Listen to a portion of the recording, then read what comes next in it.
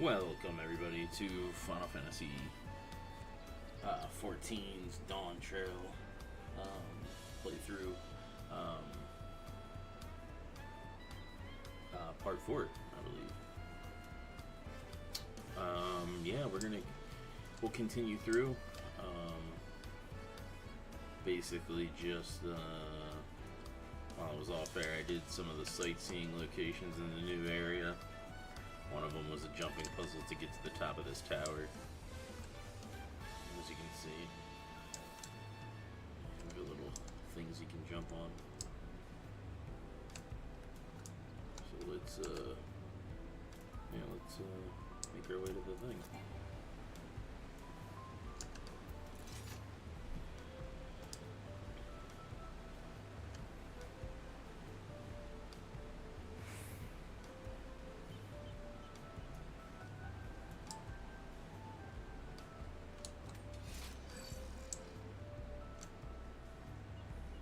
Continue the story.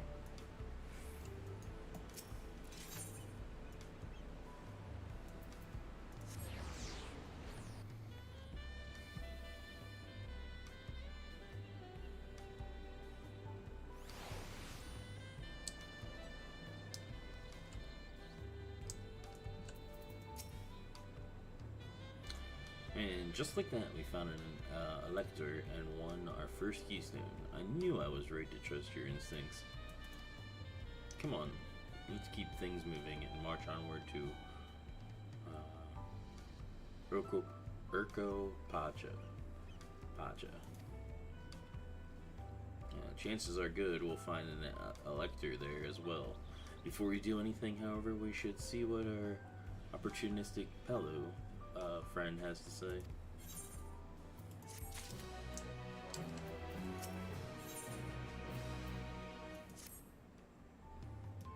I've been waiting for what feels like days. I've eaten enough of Barak Avu's tacos to feed an army. What is it you'd like to know? Our main concern was confirming the state of the road ahead. As I recall, to reach Uropacha, we depart from the Arch of the Dawn, then take the road west at the first fort. Should we be wary of anything along the way? This is indeed the way to Urko-Pacha. After the damage wrought by the recent downpour, however, you'll be doing more stumbling than walking. But do take heart. When it comes to rugged terrain, we have a most dependable solution available. Come with me. Alright.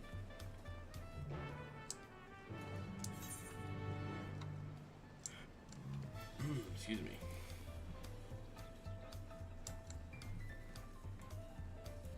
That smooth jazz. Or that jazz music for this zone.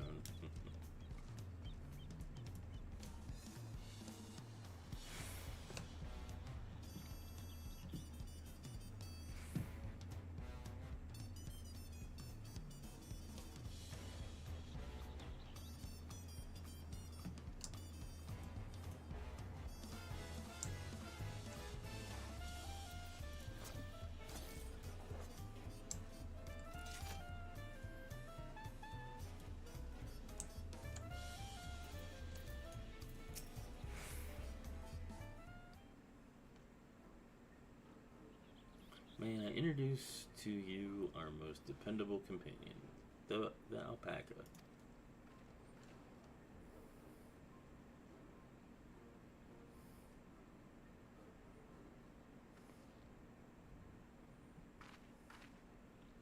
These animals can traverse Uropacha, steep mountain trails, as if they were gentle fields, and all while carrying heavy loads. Our merchants would be lost without them.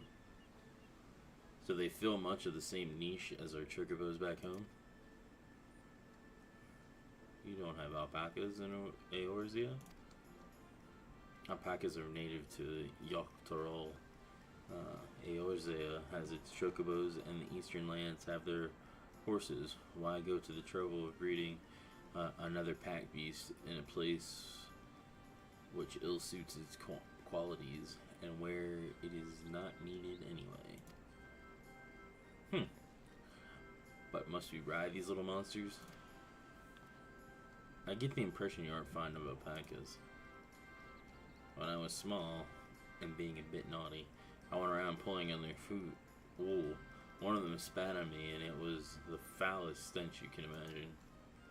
I see. What do they like to ride?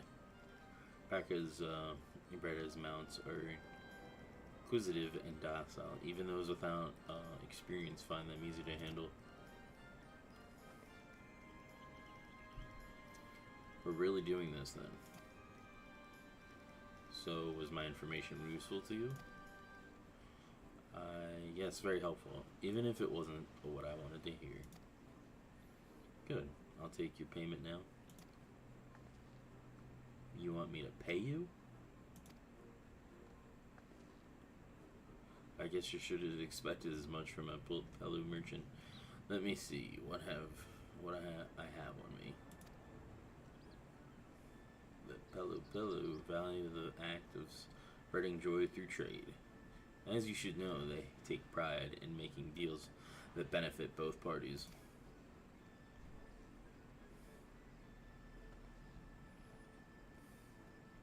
Here you go, a fair price for your fair advice. Yes, I made a trade with the third promise herself. My friends will never believe this.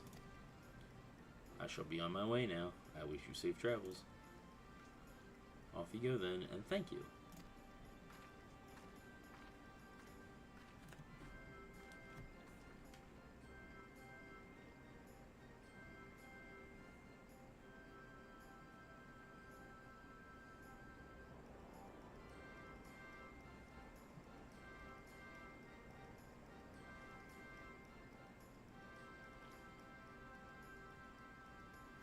I better not get spit on again. Brought that on yourself. Remain calm and gentle, and so will they. I'm still not happy about this. But if we need to ride alpacas to reach Urkopacha, then that's what it will do.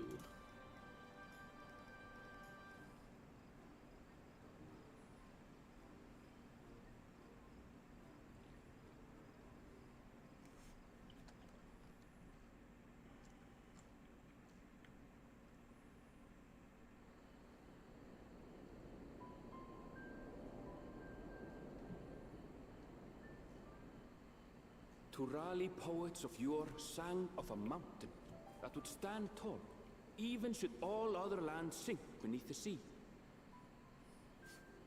Indomitable and eternal, it arises from Urkopacha, the 100 peaks of time. Of all the beasts which crawl and fly, only the legendary Valigarmanda could hope to disturb the summit's serene majesty. Yet, with that flying calamity imprisoned by the Dawn Serpent, what great feat remains for those who would claim the throne?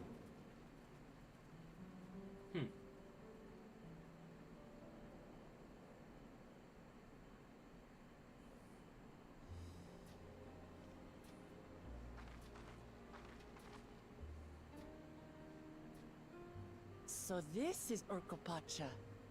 I've never actually been here before.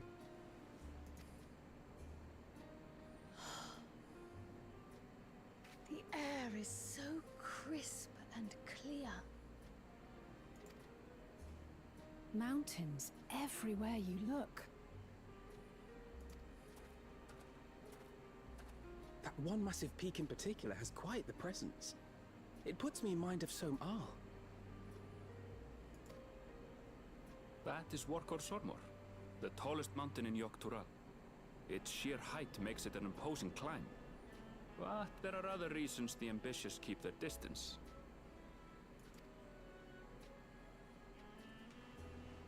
Oh? Do tell.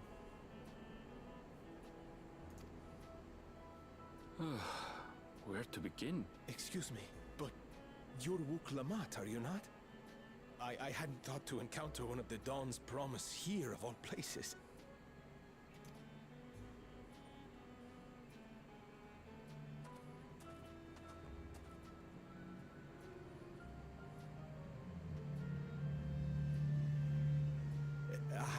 But I should introduce myself.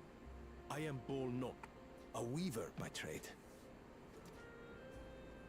Well met, Bolnok. We're on our way to Watranpello. Oh, truly. I've just come from there, as it happens. I'd asked the Pelu Pelu who sell me their wool to give me a tour of their alpaca ranch.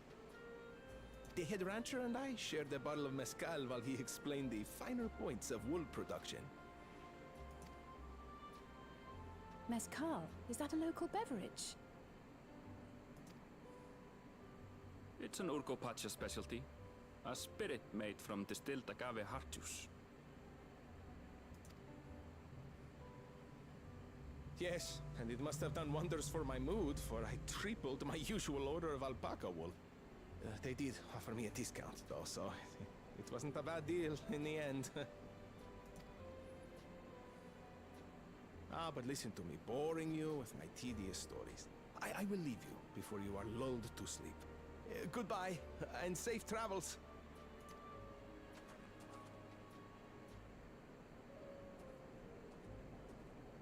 Oh, silly me.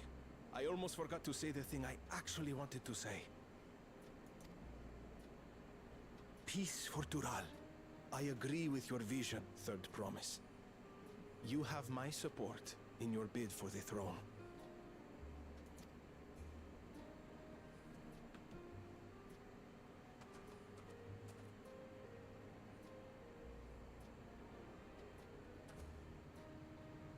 I gather from his tale we would be foolish to underestimate Pelu Pelu merchants. Yes, they do more than run the markets in Tuliyollal. Pelu Pelu peddlers can be found everywhere in Tural, traveling from place to place on their sturdy alpacas. They are effusive and engaging speakers, and many's the customer who's been talked into spending more than they bargained for. They won't find this customer so easily charmed.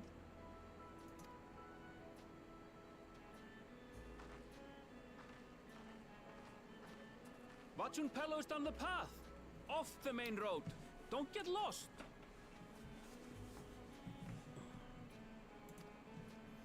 It's right there.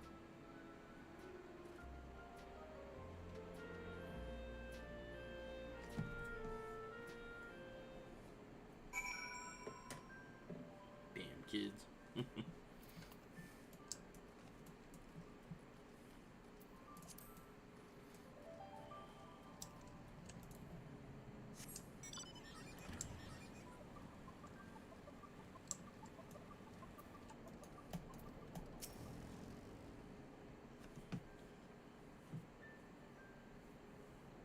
This is Watranpello, home of the Pelu Pelu.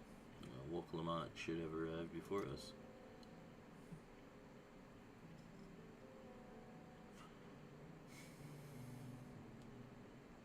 That's not good.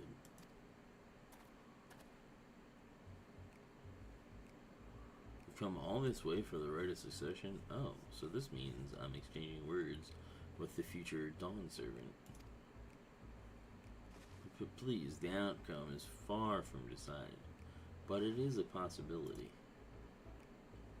How fortunate then that ideal cloaks woven from especially luxurious alpaca wool. Such a garment would look magnificent when draped over the shoulders of our budding ruler. And a nation's ruler should dress her best for her adoring people, yes? Finery for our finest lady. That's right, come, third promise. My well-stocked shelves are but a few steps away. Finest lady. I like the sound of that. Alright, I suppose a quick look wouldn't hurt. What did we just talk about? Aaronville, what did you...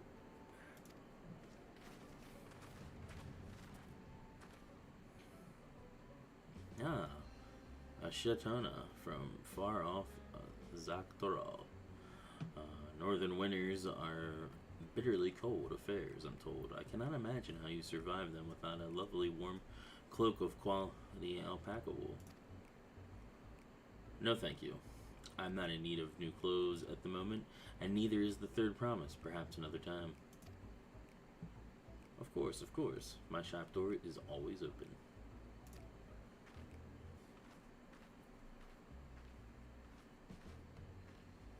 Crazy bastards trying to sell their wares. You were saying something about not being easily charmed? I was just...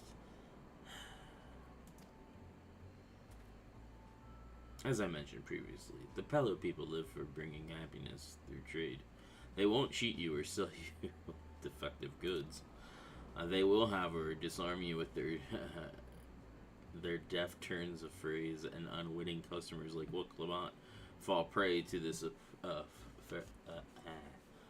affable approach time and time again. The only recourse is a clear and firm refusal. They won't pursue the matter should you make your disinterest plain.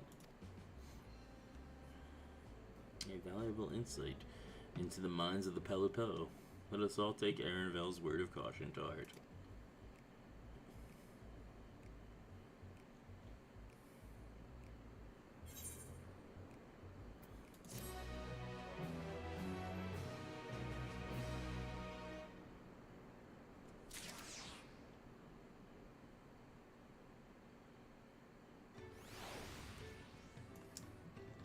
Let's go get this.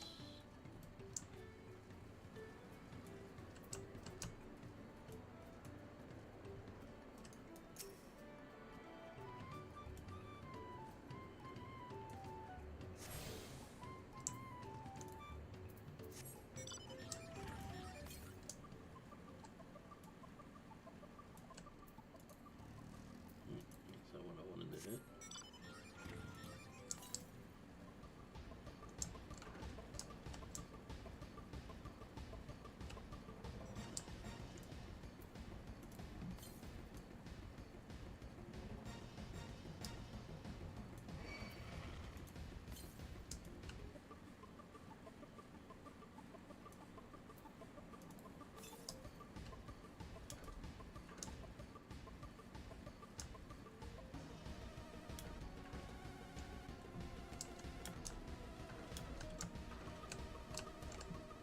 There we go.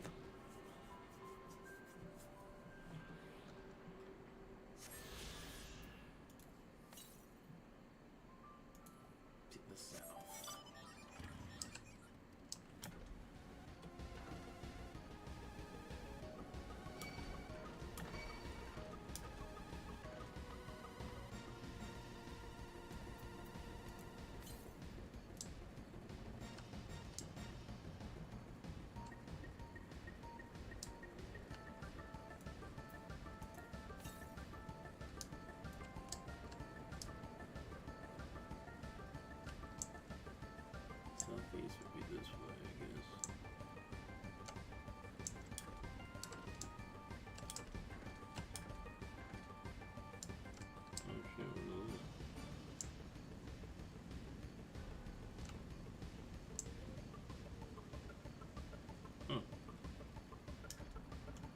Interesting.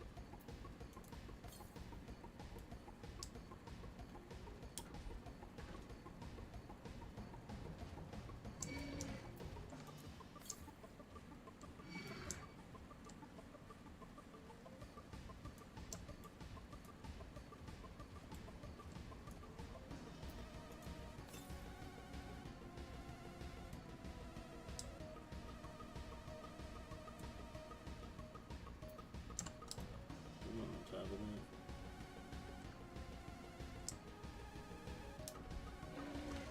Well,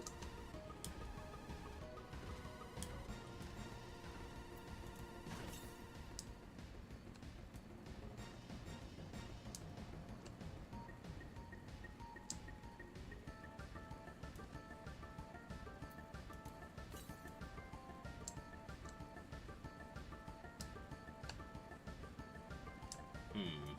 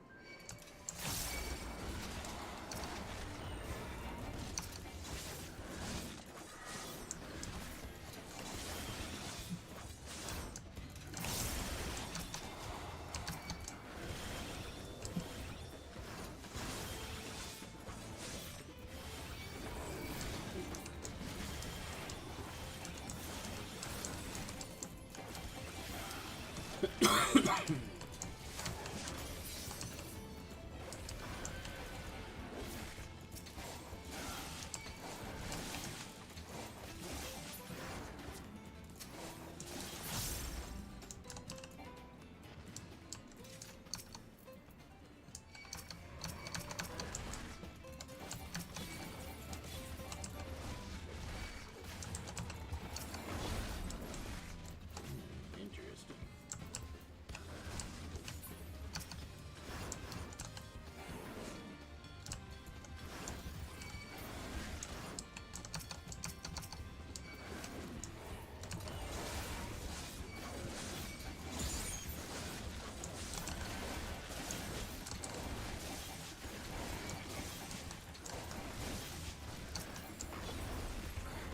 Shit.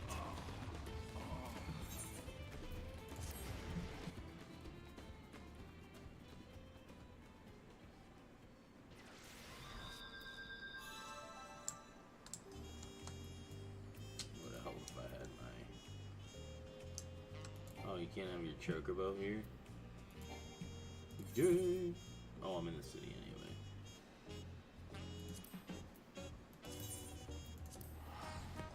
That makes sense.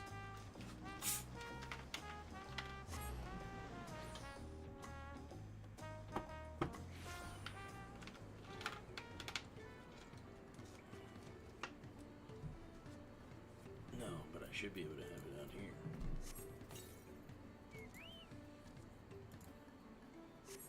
There we go.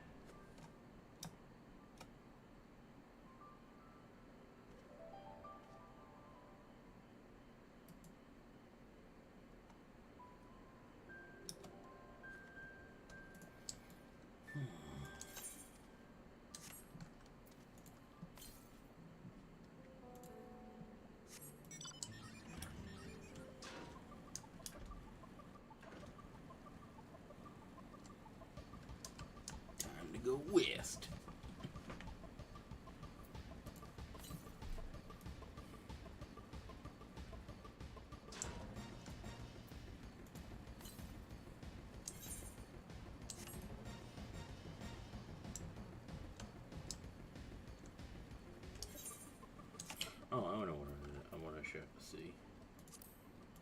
I got those new mounts. I got this one. I wanted to check this out. So it's a fucking whatever you call it. A weird sprouty thing.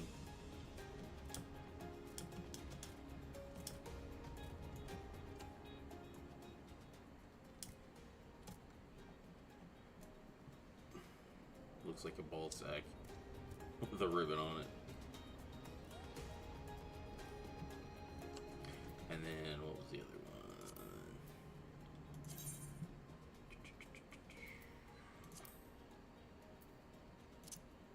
The Arc. This was the collector's edition mount. Oh, dude, that's cool.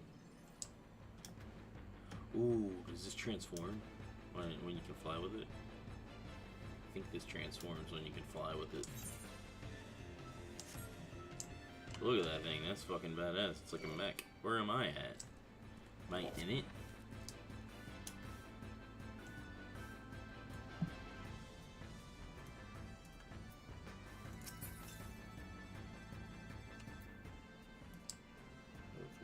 Wait.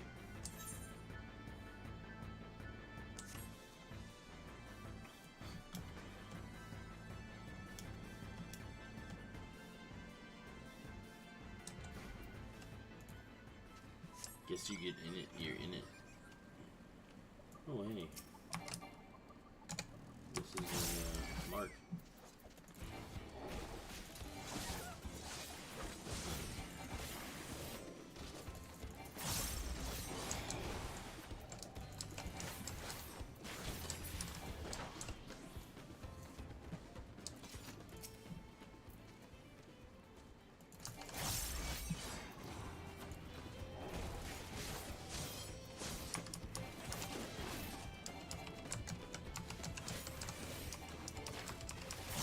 They spit.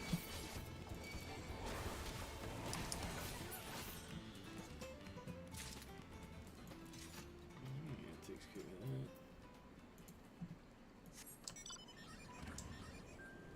Oh, there we go.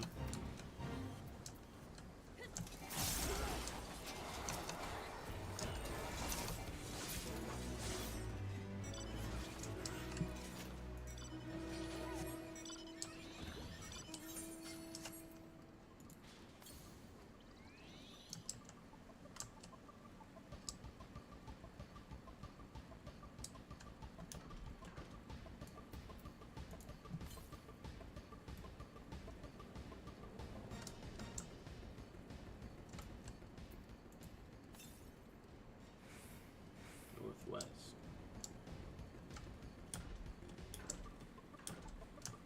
Looks like it's up here.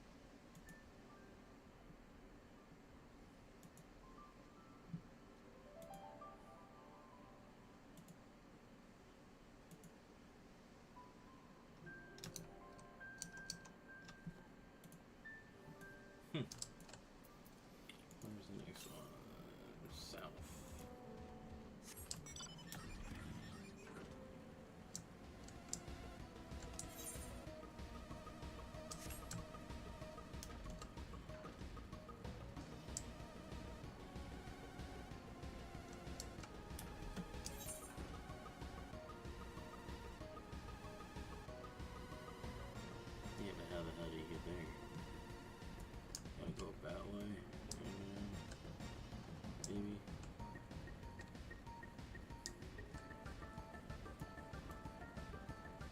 Yeah. This place is bigger than I thought.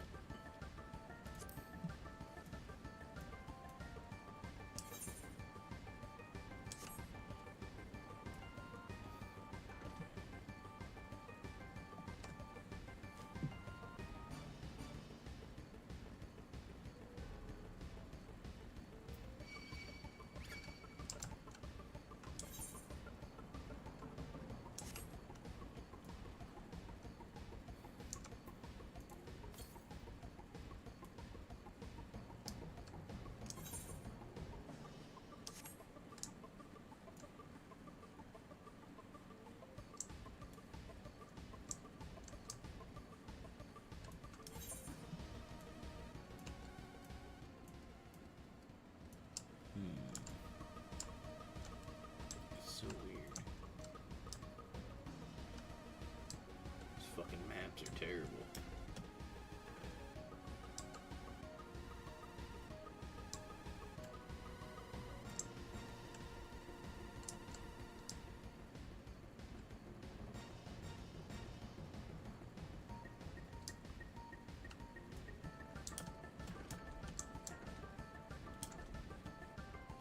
Shit.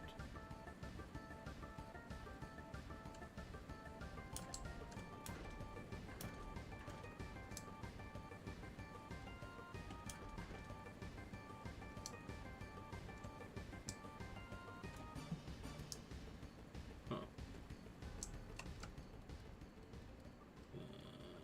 I have no idea. Let's get down there.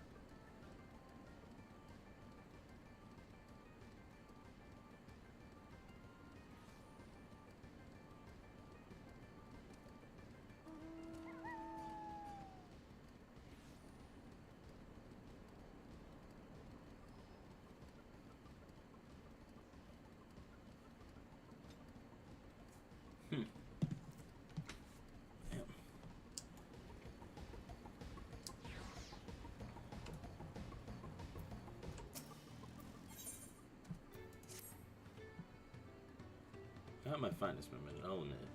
But now that we're here, let's do what we can to do. Find the Elector. Allow me to propose a strategy then, Cryle. Alice and I will speak with the merchants. Wilplamont, you and Ernville might try approaching travelers and passerby. Angelus, pray investigate any of the other establishments which catch your eye. Should we learn on of use, let us relay to the third promise.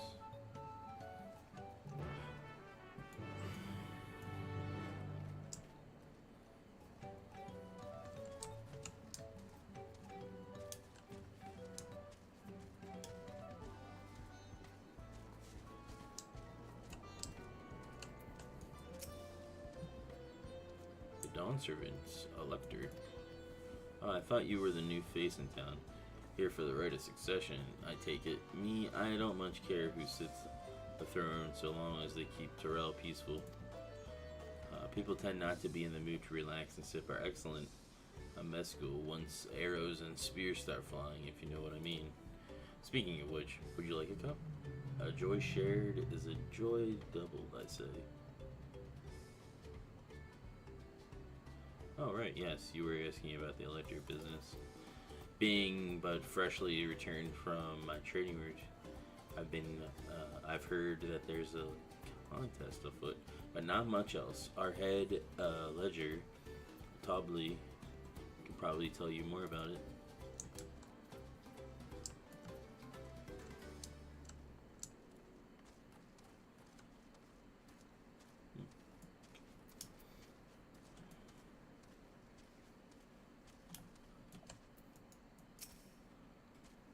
Electors, yes, I've heard of all about the right of succession. They're looking to put a new ruler on the throne, huh? Personally, I'm rooting for Zoralja. If the first promise wins, he'll look to expand our sphere of influence. That means access to more resources and more customers in the thousands column potentially. So many new trading opportunities to spread happiness far and wide. Others have been coming around to my way of thinking, so I've begun crafting goods inspired by the resilient sun.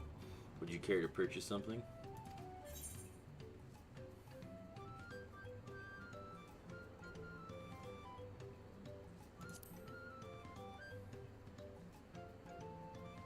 Very well. You said you wanted to know about the Elector. I could help you, but I won't.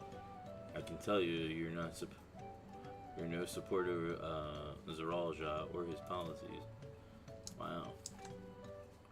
What a dick.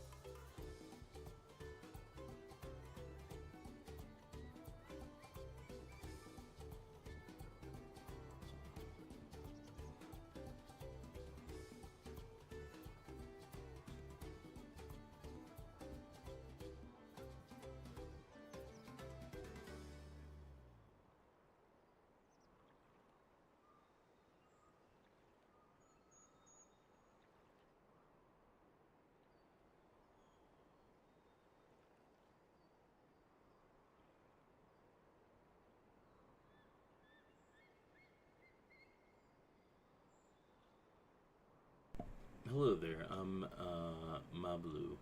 Did you have a question for me? Sorry, I don't know about any electors. You should take a moment to see our prized alpacas before you leave, though. Oh, but be sure to admire them from a respectable distance. Get too close, and our nervous darlings may be tempted to spit on you, and that stuff stinks.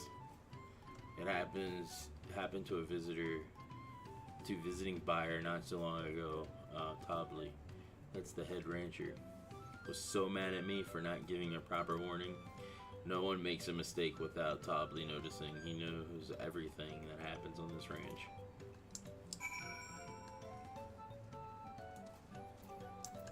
Alright.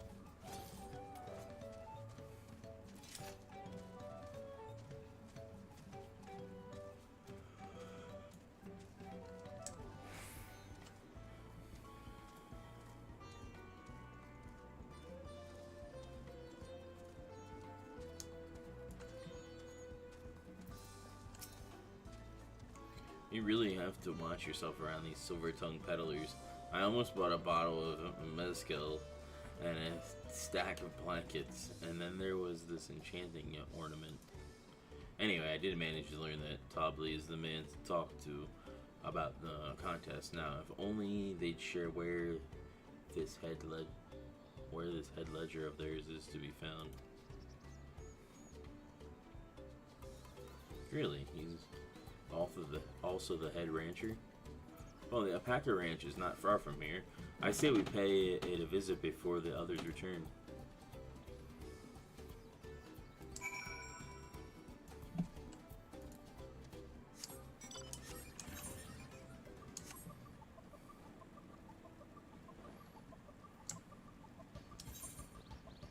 Dude, this fucking map is so terrible.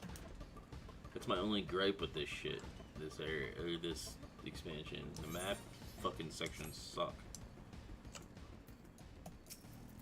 At least until you get flying, I would assume.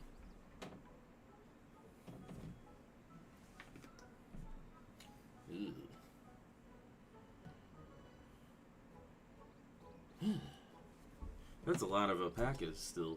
We know the head ledger could be anywhere. Or could be somewhere. I can't let fear deter me. Not to say that I'm scared, of course.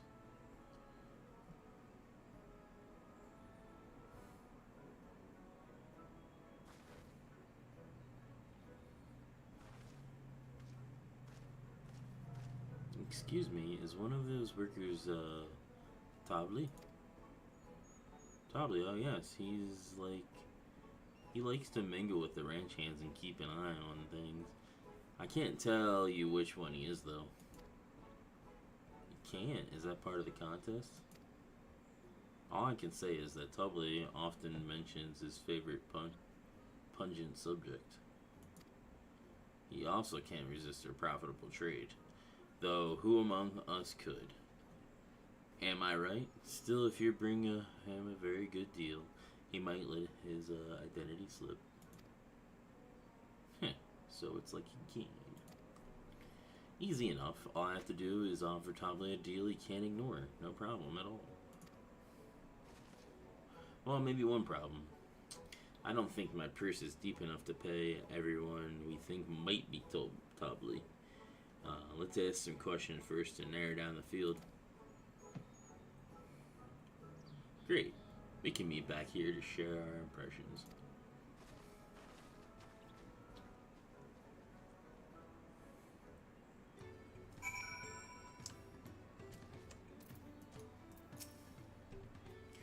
Well, obviously I'm not Tobley.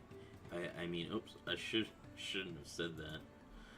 You're meant to find out for yourself who Tobley is, or if an elector is even in the village at all. Good luck.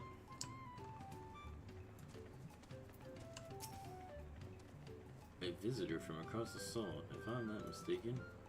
Be warned, the alpacas will spit if you startle them. I suggest you keep your movements slow and deliberate.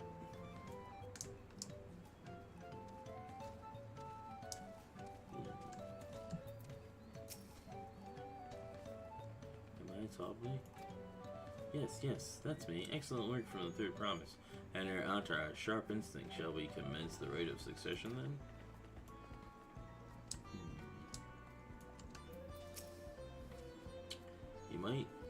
You think I might be Tobley? Well, maybe I am.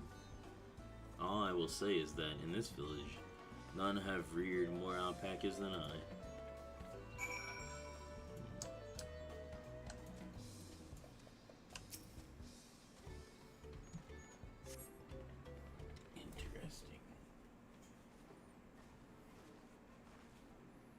See, we're both done with our interrogations.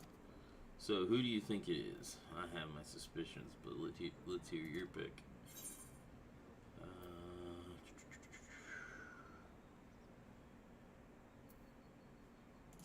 The nonchalant ranch hand.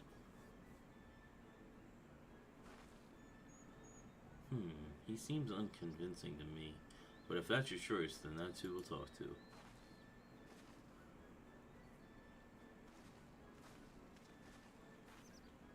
Tobley, I have you a deal. The truth of who you are in exchange for a tidy sum. What do you say?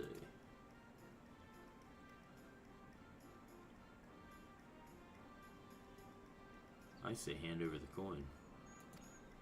Truth is, I'm not even a ranch hand. I just like to come by and watch the alpacas. What? You don't even work here? I knew I should have gone with my guts on this one. But now, not the time to mourn wasted coin. We need to regroup and rethink this.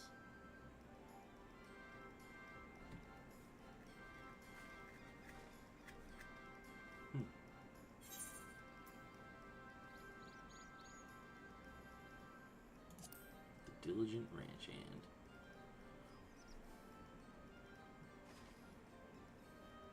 The worker so intent on stable chores. I had my eye on that one too. Time to rip the mask off our mystery ranch hand, so to speak.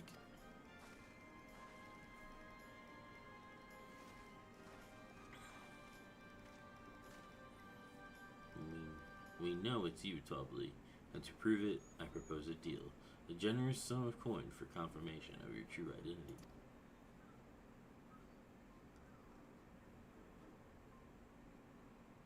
An offer I'd gladly accept. As you have correctly guessed, I'm indeed Tobley, head ledger of Monchampello, and head rancher of the family ranch. I am also one of Gulul Jaja's chosen electors. I'm in a place featured in the Tully Yolal saga, just as we thought. Though it took more coin than I would have liked to know for certain.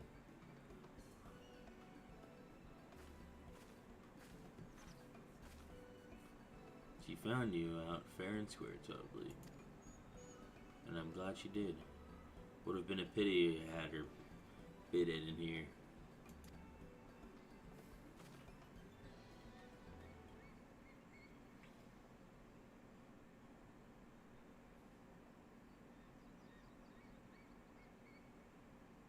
Deducing the Dawnservant's elector was the first step of the feat.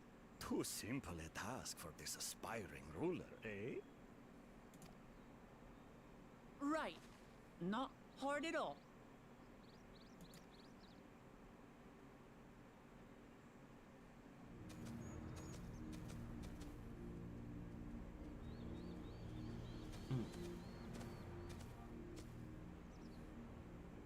Zorolja.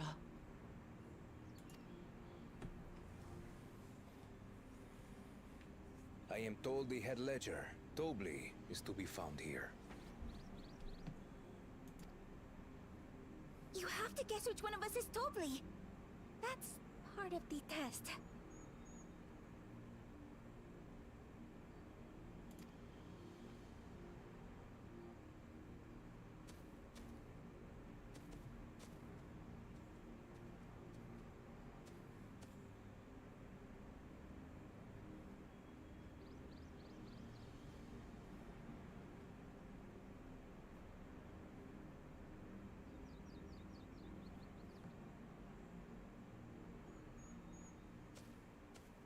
You're Tobley. Without even asking a single question. Very impressive indeed. With that amusing prologue out of the way, we can proceed to the actual challenge.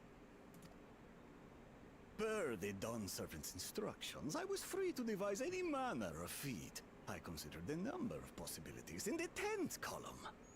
But I think I have a good one.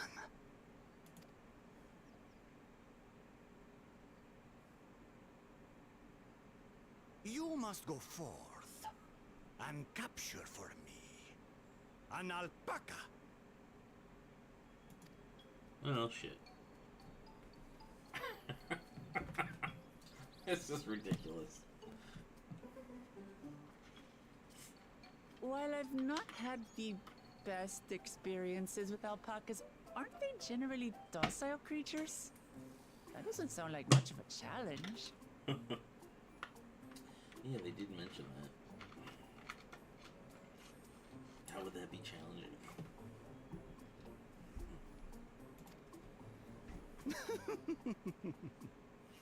Bring out the example!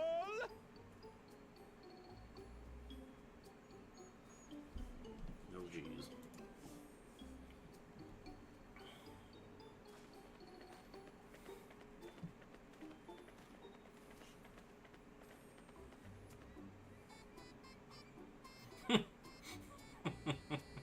This is a special kind of alpaca. Would you please approach the animal, Third Promise? Who, me? Well, it should stay calm if I stay calm, right? That's what Erinville said.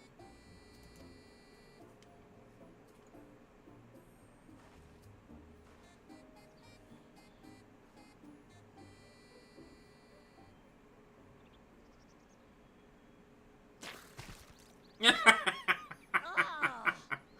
Oh, that's great. Little monster spat on me! Oh, that stinks. I can't. Jeez. Alpacas are paradoxical creatures, being both extremely curious and extremely cowardly. Press your luck when they're frightened, and you'll get a face full of spit, as you've all just witnessed. Has an awful stench, their expectoration. The globs contain half-digested food, you see, making it an effective deterrent against perceived threats. Wild valley breed like this one are especially timid and can therefore be quick to lash out. They're also especially hardy. Indeed. We take the rugged wild alpacas and breed them with our gentle domesticated stock. This produces the strong but biddable pack animals prized by our traveling merchants.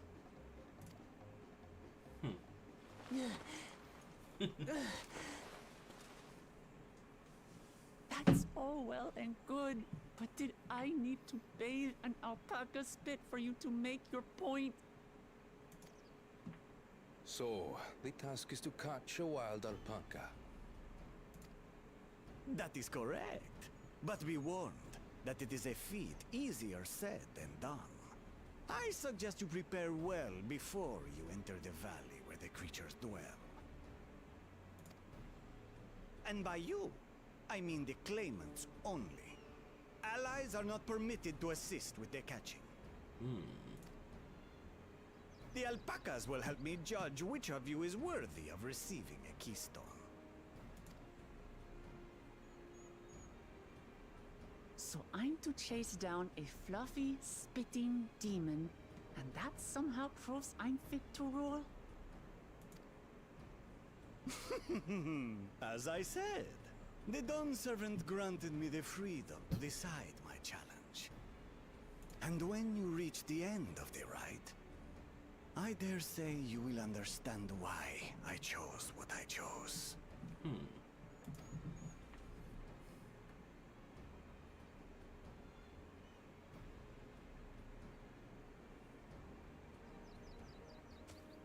Very well. This won't take long. Wait! Didn't I warn you this was easier said than done? There are preparations to be made, factors to consider. A beast is a beast. All yield to strength. Jesus.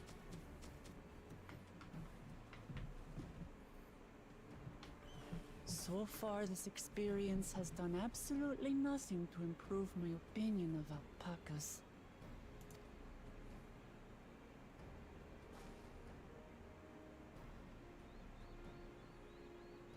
that doesn't mean I can't do this. Revolting spit aside, they're just another animal.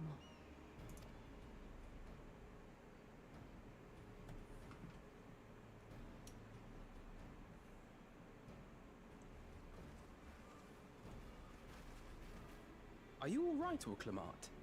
We thought we heard you scream. The third promise does not scream. It was more of a startled yelp. Scream, in other words. Oh, jeez. Did you find the Elector?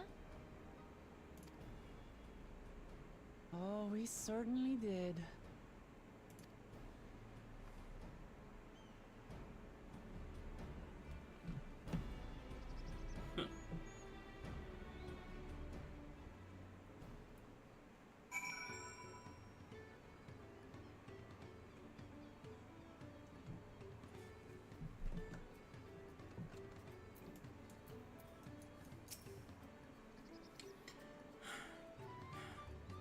I had to go and wash that nasty stuff off my face. I think I got all of it. But when you mind taking a sniff from me, just to make sure, the stench has ruined my sense of smell. Hey, I saw that look.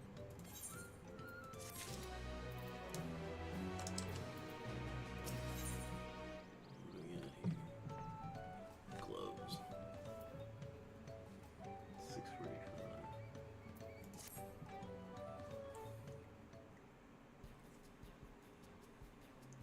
As will Clement helped demonstrate, the Valley Alpaca are wary of people. Getting close enough to catch one will not be an easy task. You might have warned me about that earlier. I have enough trouble with tame about alpacas. How do you expect me to wrangle a wild one? With the proper saddle, we infuse the leather with a relaxing scent that soothes the spitting beast. Wonderful. Give me one of those then. Have you perhaps forgotten we are clan of merchants? If you want a taming saddle, then you'll need to find a saddler and make them an offer. They don't come cheap, of course. Crafting a saddle will cost you the equivalent of 10 pel in the thousands column.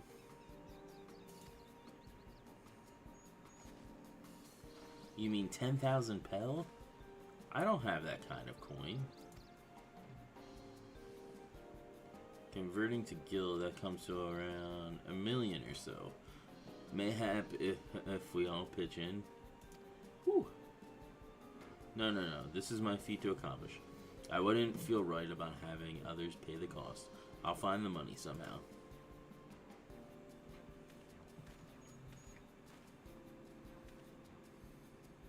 In that case.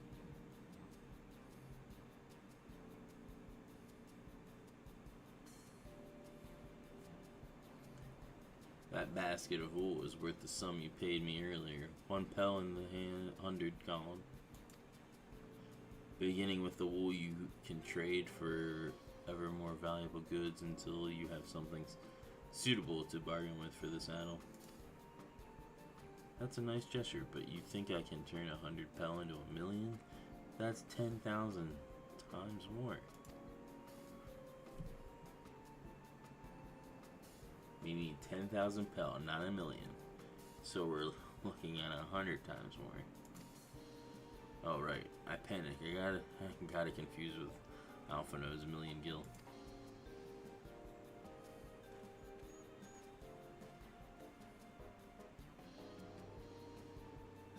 I'm not sure about this trading idea. You're almost talked into buying a cloak, and you didn't need more moments after you arrive. But it just, I hate it when you're right. Then let me help you with your deal making. Oh, hello again. Aldo. I work here as a ranch hand, but I've also learned a lot about the peddler profession. It's alright if I aid them now, yes? I guided the claimant towards the first step of the feat, like you asked. As long as Lokma goes alone to capture Alpaca, she is free to accept assistance from whomever she likes. Hooray! Let's see about getting you that saddle then, Third Promise. I don't know why you made your offer, but I could use an ally with a beak for bargains. Welcome aboard, Mablu.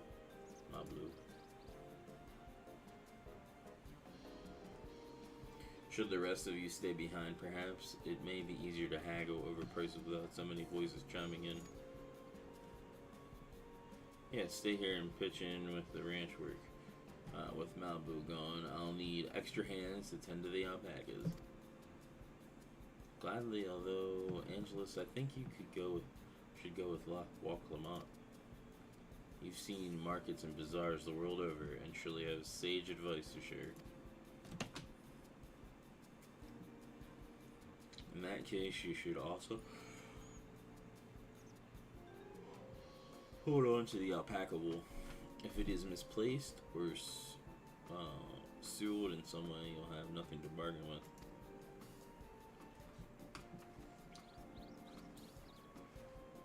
As if I do such a thing, but I'll leave the wool with Angelus anyway.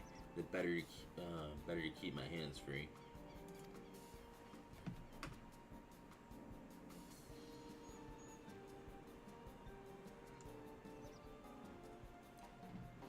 To begin, I suggest we try trading the wool to Havli, the saddler. He won't agree to the deal, of course, but it'll give us an idea of how much he'll accept for his wares.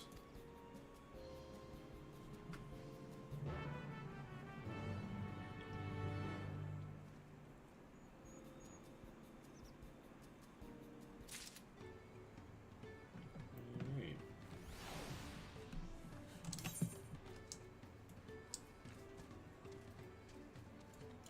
These fucking gopher missions to start this expansion are kind of annoying. But I get it. I want things to pick up though.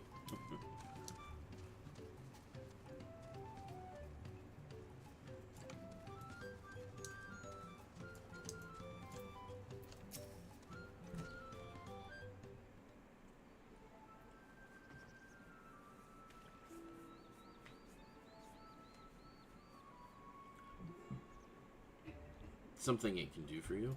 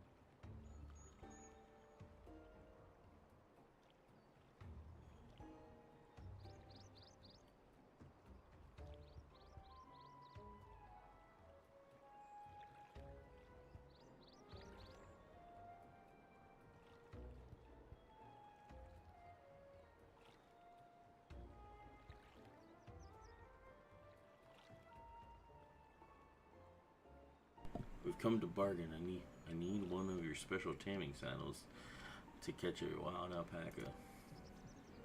A saddle it is, and how will you be paying for it?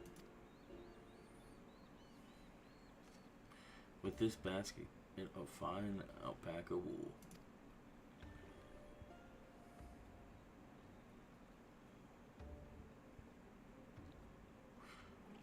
What use does a saddle maker have for wool? Besides, this would barely cover the cost of a single strap buckle. Offer me something I actually want.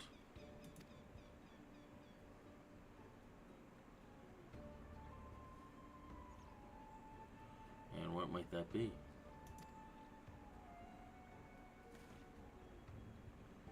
MSQ. I like to nurse a cup I like to nurse a cup at day's end while I inspect my finished work. Bring me a jug of quality stuff, and you've got yourself a deal. This bodes well for us, third promise. Such mescal can be had for only 5 pel in the thousands column.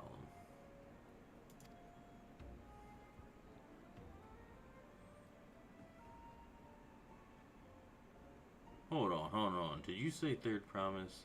Then my offer has changed. The saddle is going to cost you a jug of premium mescal, aged 3 years at least. What a dick. 3 years? That stuff is valued at 10,000 pel or more.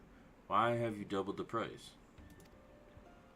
Because I must support the man of ambition who will see my business prosper. Zoralja will go to war, and his cavalry will need saddles, lots of saddles. It's nothing personal, third promise, but I won't sell you my craft for anything less than my asking price.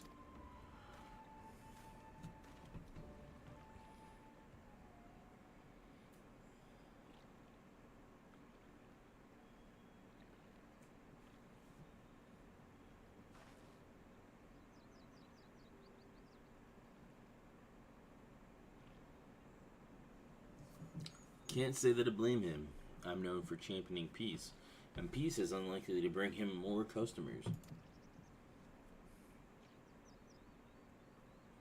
Those of our grandparents' generation remember the dark days when the clans were at war. Many of these Pelu pray for your victory, Waklamat. The younger ones, though, to them, strife and bloodshed are as children's stories. They think themselves safe from those horrors and take the peace we now enjoy for granted. Still, others are unsatisfied with this quiet prosperity and crave the future the second promise envisions. They've become obsessed with innovation like the dirigibles that have made trade swift and easy. Then you have those like Havley, convinced that the first promise's plan for conquest will afford them opportunities for great profit. But what about you, Mabel? Aren't you of the younger generation? At least a year or two younger than me, I'd say. Oh, I was raised on the old tales. I've memorized the accounts of what it was like when the Yak Hoyo ruled our village.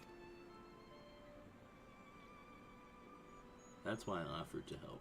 I want you to become the Dawn Servant to keep our nation from going back to the way it was. Well, then I guess I'd better make sure I win the contest. But the type of mescal the saddle maker wants is very expensive. It's so very expensive. Weren't we expecting to need 10,000 pel from the outset? Nothing's changed. We just need to get on with it. I may not have a head for trade or the stomach for alpacas, but I won't give up with the piece of Tulia Yalol on the line.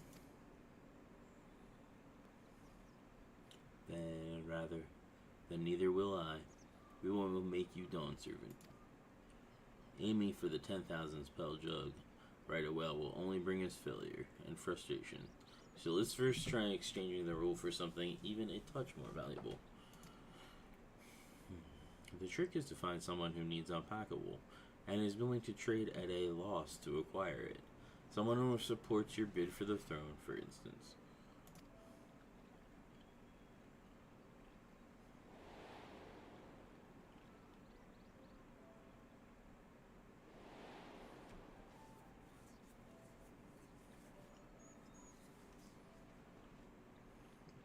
Of course, the Weaver. Ball Knock was his name, I believe. He went out of his way to say he agreed with my vision, and he was here to buy wool. I think I remember the direction he was going, but for now, let's head back to the road where we first met him.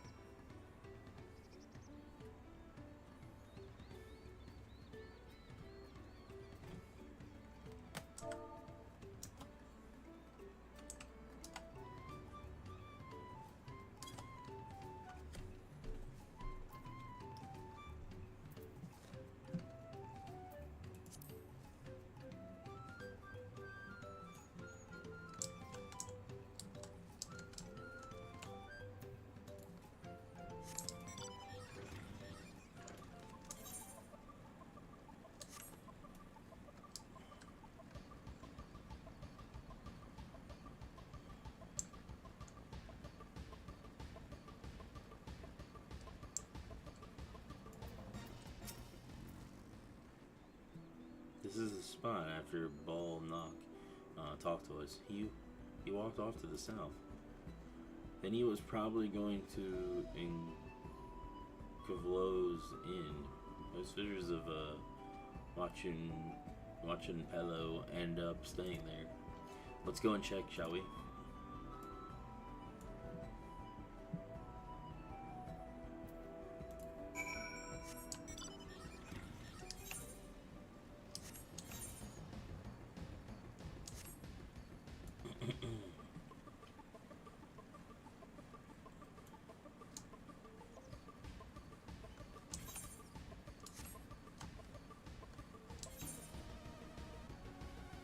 This fake quick.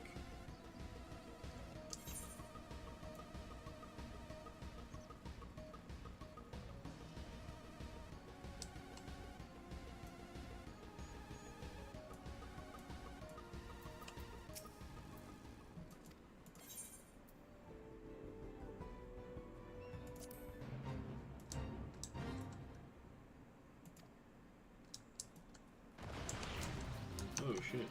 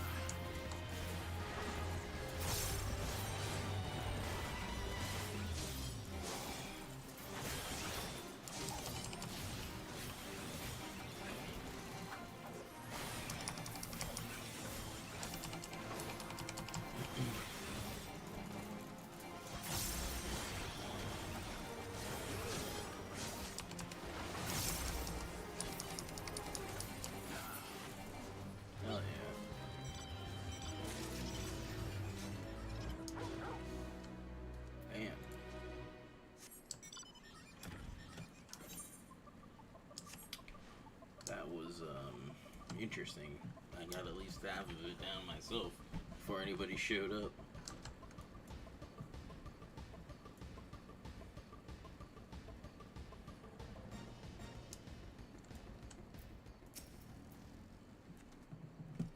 Can I have that basket, Angelus?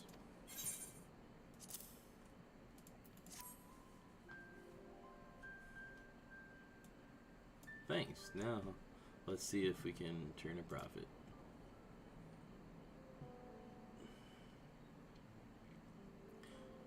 Bull knock. I'm glad we found you. Are you interested in making a trade? Third promise, you? You wish to do business with me?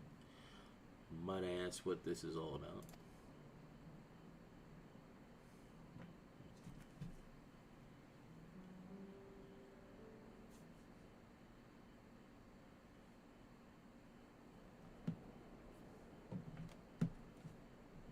I see. So the goal is to turn that basket of wool into a jug of 3-year-old premium MSQ. Then allow me to invest in your efforts.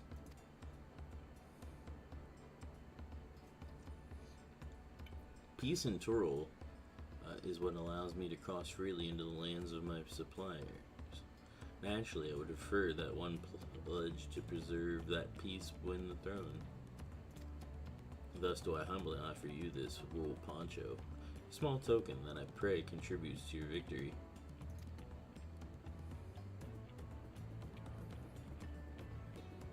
Oh, that's a fine craftsmanship. A garment like that would easily fetch 5 pel in the hundreds, Colin. It's very generous, Bullnuck. Thank you, I promise I won't let you down. I have every faith in you, third promise. May fortune bless your future dealings.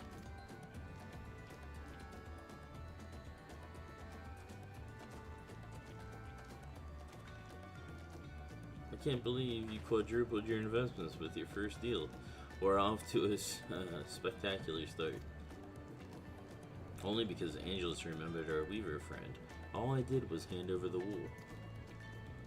That's not true. The connection you build with people are vital. This is one of the most fundamental precepts of trading. One which you're instinctively mastered. You think so? I know so. Now let's take our 500 pel poncho and trade it for something even more valuable. Here, Angelus, you take the poncho. If I lost it somewhere, Aaronville would never let me hear the end of it.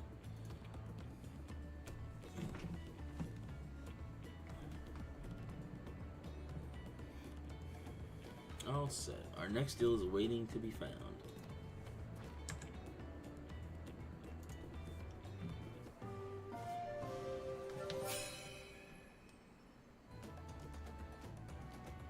Success. You traded 100 pel basket of alpaca wool for a 500 pel wool poncho.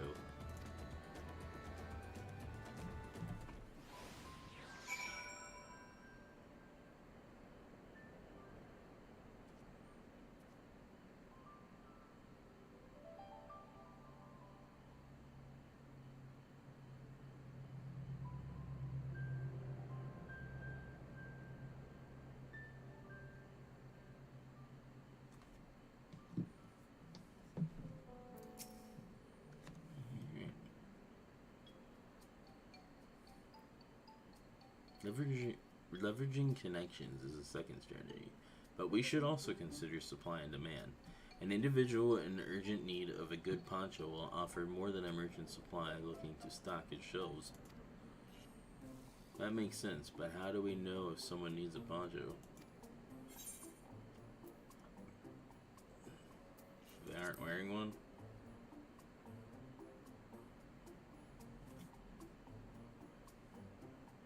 That's the obvious answer, isn't it? We look for a person without a poncho and hope they're eager to buy ours. Yes, there you go. We find the demand for our supply. So where should we begin our search for prospective buyers? There are any number of places we could go to worse than starting right here at the end. There might be interested travelers.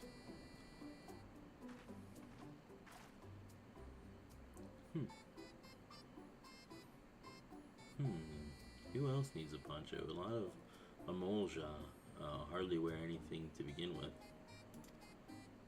Those are probably Landsguard or sellswords. Amolja, who soldier for his living, prefer not to wear much about the waist. It hampers their movements. So even if they have bared shoulders, Amolja carrying arms can be struck off the list.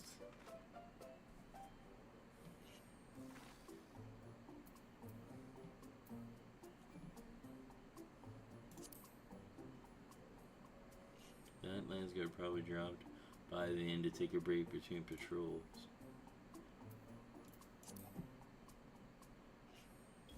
This one already full dressed, an artisan or peddler perhaps. Come to rest after visiting Wachampello, like Balnock, would be my guess.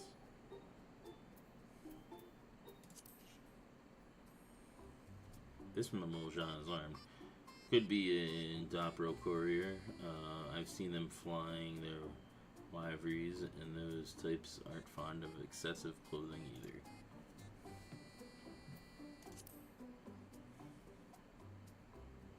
Let's see, no coat or cloak, but also no weapon. Oh, we might have a winner. Oh there, friend. You're not a mercenary by trade, right? I was curious about your bold choice of dress, or lack thereof. Oh, it was no choice of mine, believe me. I was attacked by beasts on the way here, and barely escaped my skills intact. My coat was not so lucky.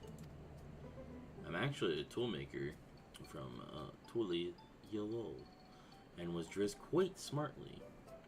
All the better to show the Pello I am a man who takes pride in his appearance, and therefore his work as well. But now look at me. Well, sir, this is your lucky day.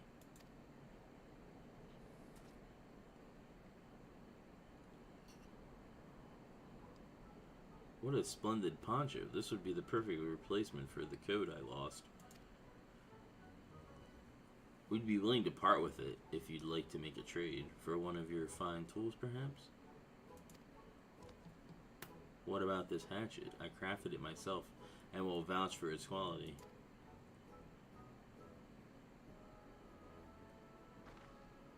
The blade looks sharp, the haft well made. I'd value it at 1 pel in the 1,000 column.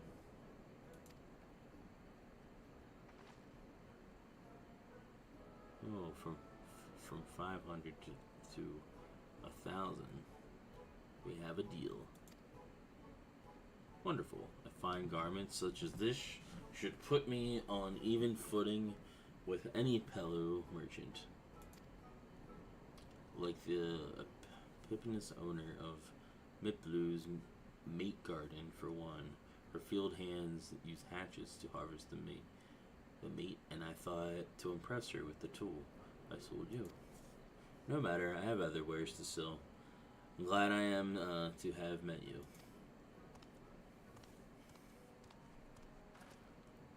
Did you hear that? We've already found our next buyer to Miplu's mate's garden. We go. Yes, but it's a fair distance on foot. We should take alpacas.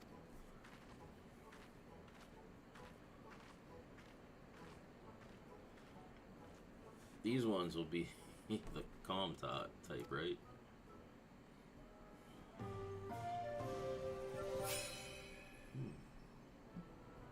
Makes sense. You traded a 500 pel wool poncho for a 1,000 pel hatchet.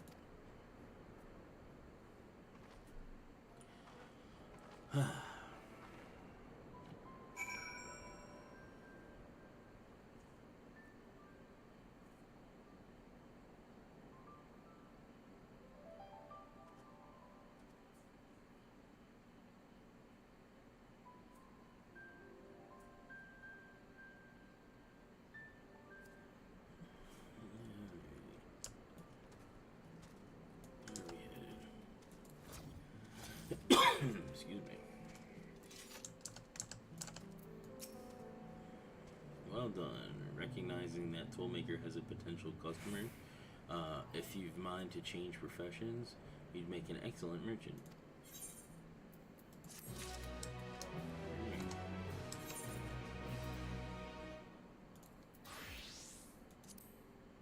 It is 6:45 for gloves. That's perfect.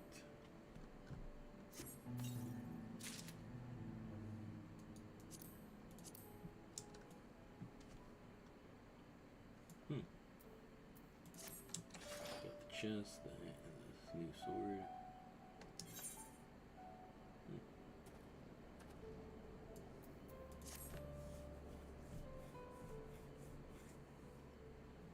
For my Dark Knight.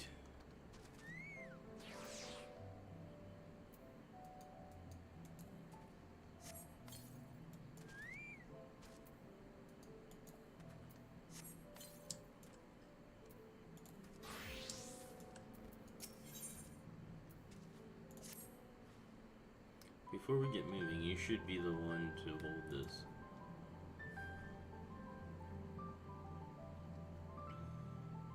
With that, I suppose we should hop on the alpaca Malibu has so kindly provided. Ready to go? Let's mount up. Oh boy. Fucking alpacas. Please don't spit. Please don't spit. You'll be fine. These ones are accustomed to people. I still don't trust them. You have a knack for riding no matter what you say. Without our pack of friends, we Pelu would never have become traveling merchants. Can you imagine walking all the way up here?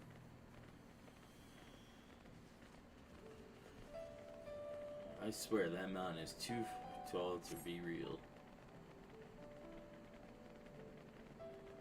Work Zoramar wasn't a forbidden sight, isn't it?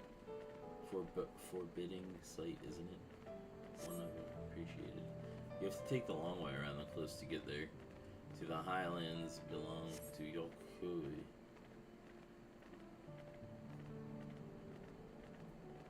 So, Ma Blue, you said you were learning about the peddler profession. Oh, no, I love it. I love working with alpacas. But becoming a peddler has always been a dream of mine. It's just, I'm not sure I have the talent for it. If I can help you buy the taming saddle, though, then it'd be proof that I can do this far after all. In case you'd best, look, we're almost there.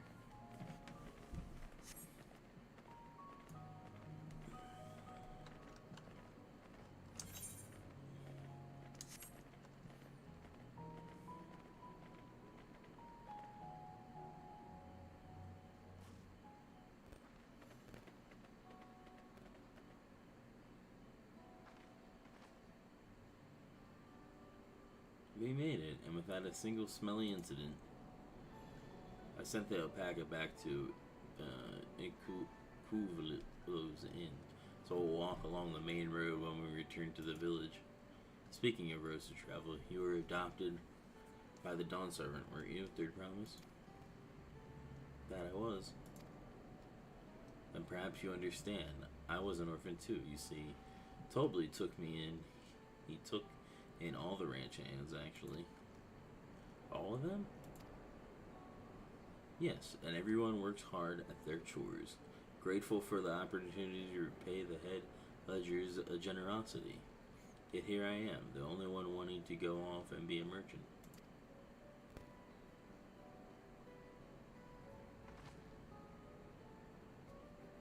I'm sorry, I don't know why I'm telling you this. We need to keep trading things for the saddle if you're to prepare for the feast of gold. For the feet of gold. As it's mate harvesting season, they can't have too many quality hatchets. Add to that, Wokalomont, its way with people, and we should have no trouble making favorable deals. That's a Miplu herself over there. Pass the hatchet to the third promise, and let's go get the bargaining.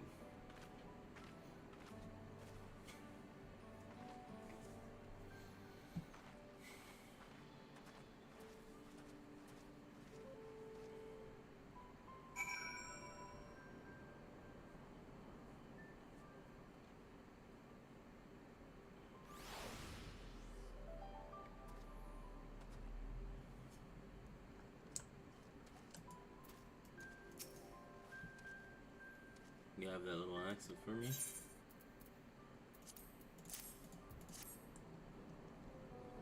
There you go. Thanks. Now to see what we can get for it.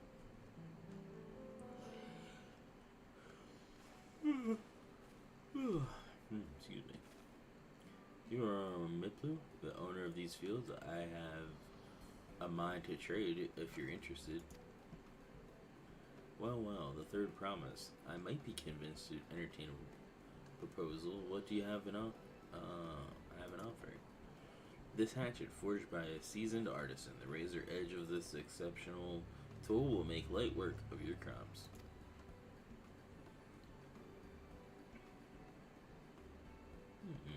Quality is acceptable, I suppose. I offer you a large sack of mate leaves in exchange. A sack of mate leaves is valued at 1 pel in the thousands column, the same price as the hatchet. The deal would bring us no closer to the MSQ. If I may, Mistress Miplu, it's harvesting season, is it not? Does not the demand for hatchets afford them a higher value? It is indeed the season, which is why I procure an ample batch of tools well in advance. We've missed the window for demand in that case. We'll have to fall back on connections. Think of it this way. General deal here will put you in third promise's good graces. Surely that's worthy of consideration. I do not wish to give offense, but I must tell you that I stand with the second promise. His innovations will improve every aspect of our lives. I believe including farming, and I will no longer have need of hatchets.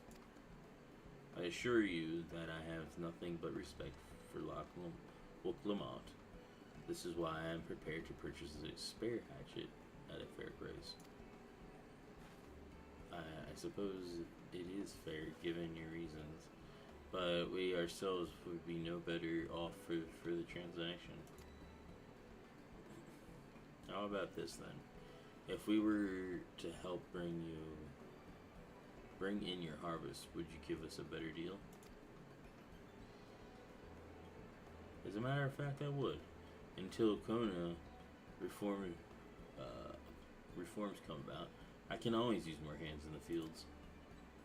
Then you can go ahead and add our labor to the bargain.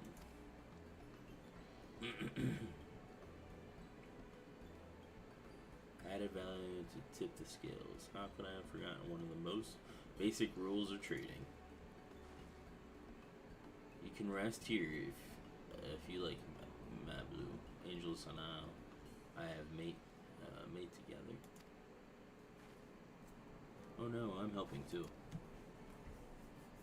Off to the fields then, and mind you pick the healthy leaves. I'll take 5 good bundles from each of you.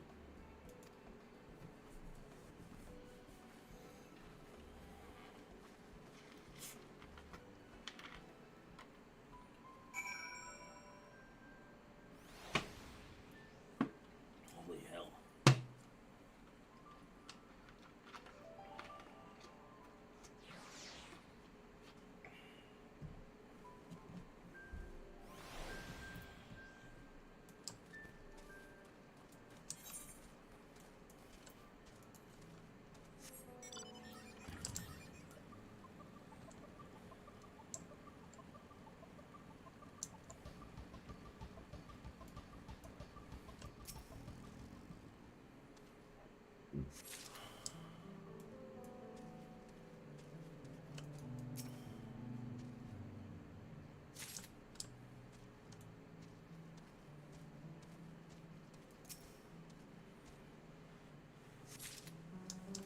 Hope everybody's having a good evening.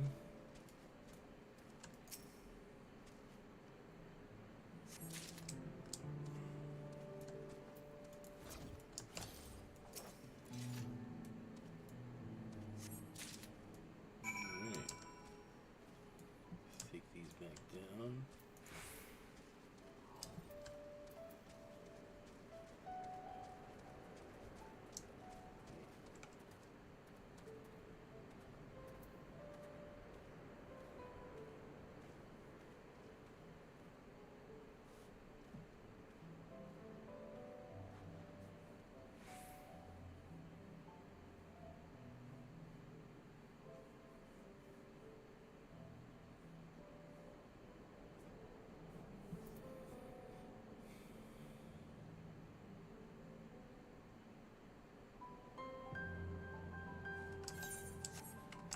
Check something here.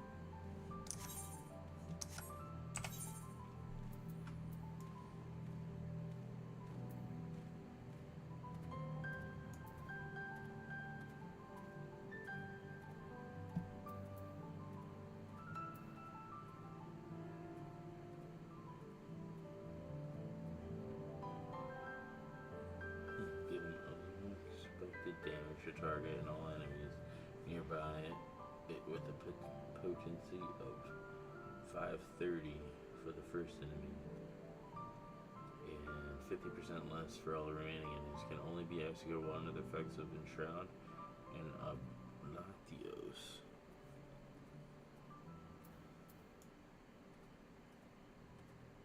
What is Oblatios?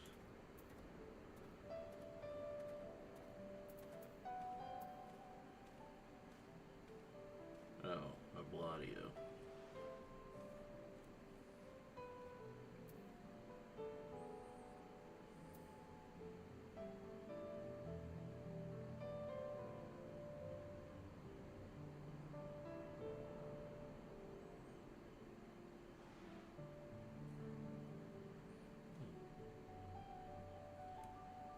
Interesting.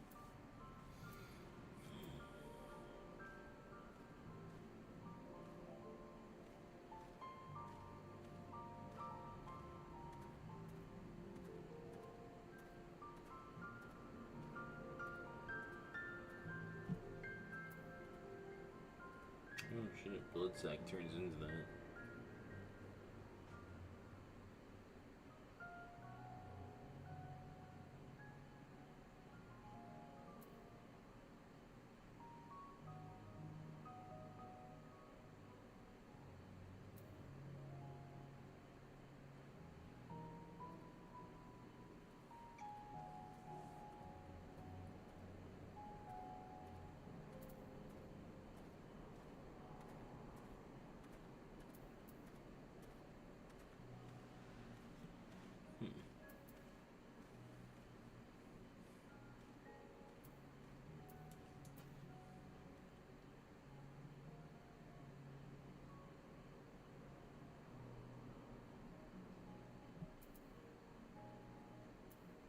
Interesting.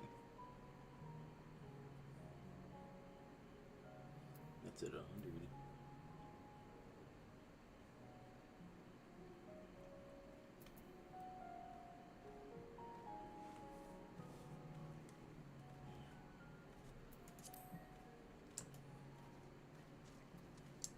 Sorry, I was just checking out the new ability. You brought me some leaves then.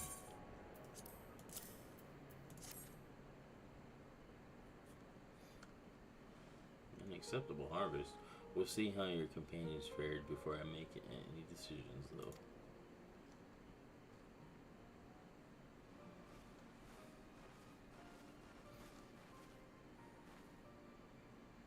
Here, we brought our share as well.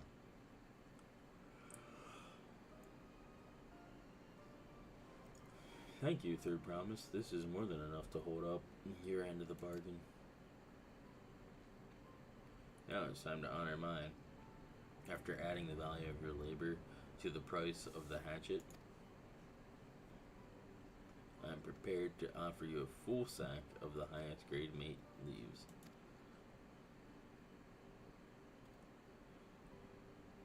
premium. Mate bought at the shop 1 sack of those leaves would cost no less than 5 pel in the thousands column. Then we can bid farewell to this hatchet.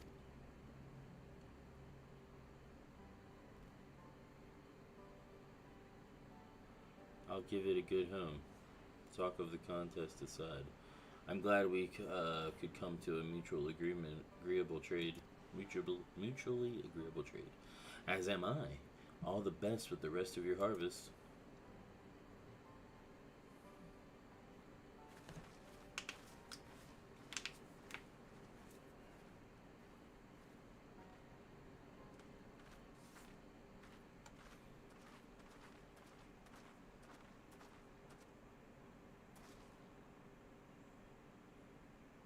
Wow, Blue, what's wrong?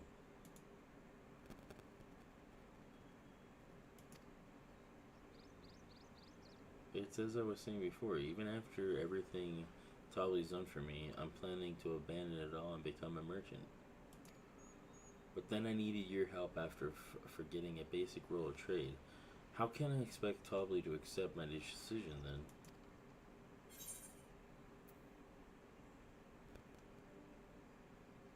You mentioned your plan to leave.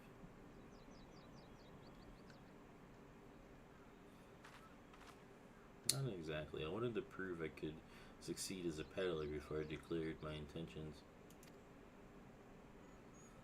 to seek it. I seek to follow in my father's footsteps, but not because he expects it of me. I want to preserve Toral's peace and become Dawn's servant. Happens to be the best way to do it. You should live a life of your own choosing, and I wouldn't be surprised if Tolly held the same opinion, so talk to him.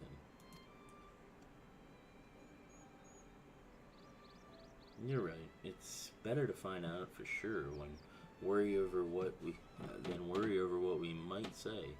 Thank you for the advice.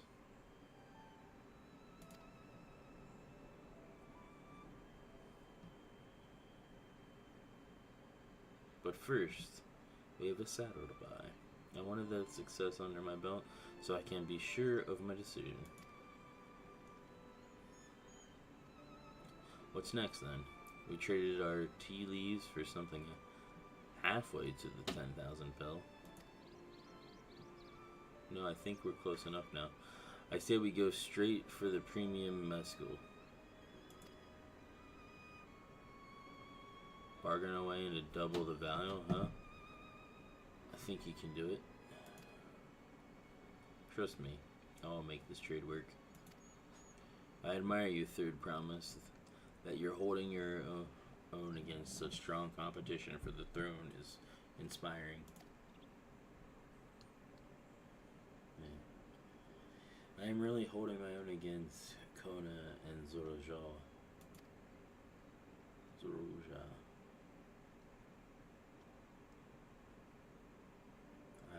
I mean, of course I am. I am Moklamat of the Dawn's Promise, after all.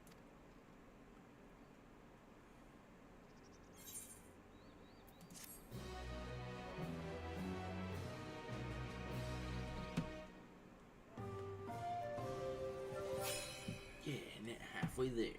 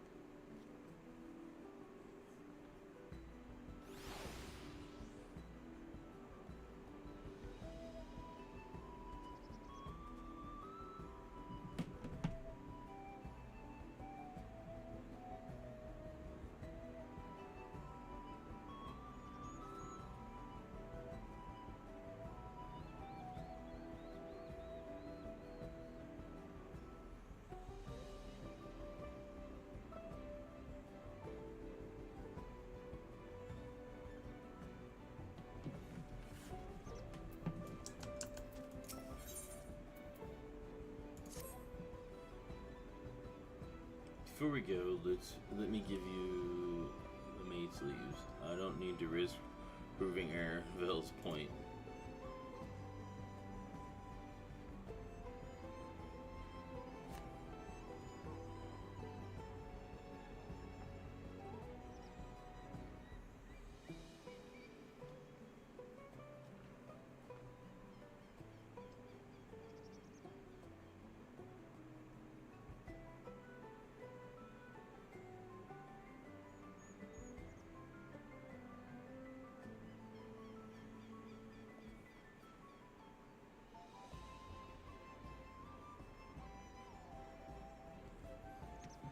Ready then? Our next step is MSQ Distillery.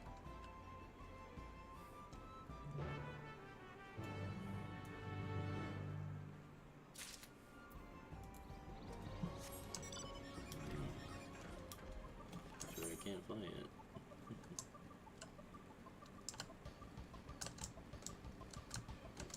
Can I use this to get up here? Oh, that's just to get up there.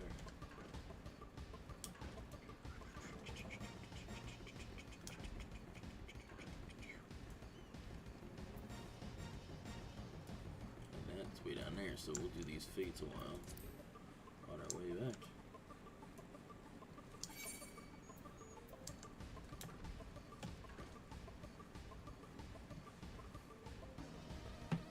Probably play for another hour and then we'll call it.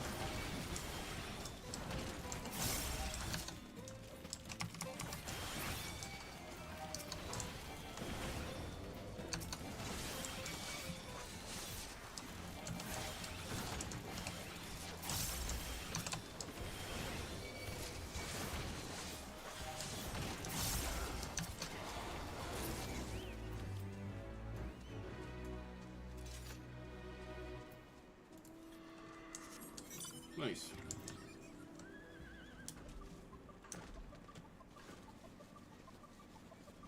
I like how they added that. So like you see how the bike like pivots now when you turn. Didn't used to do that. They added like a thing and the horses do it and all that stuff too. Makes it look more realistic. Plus the detail on this looks better too with the graphics update.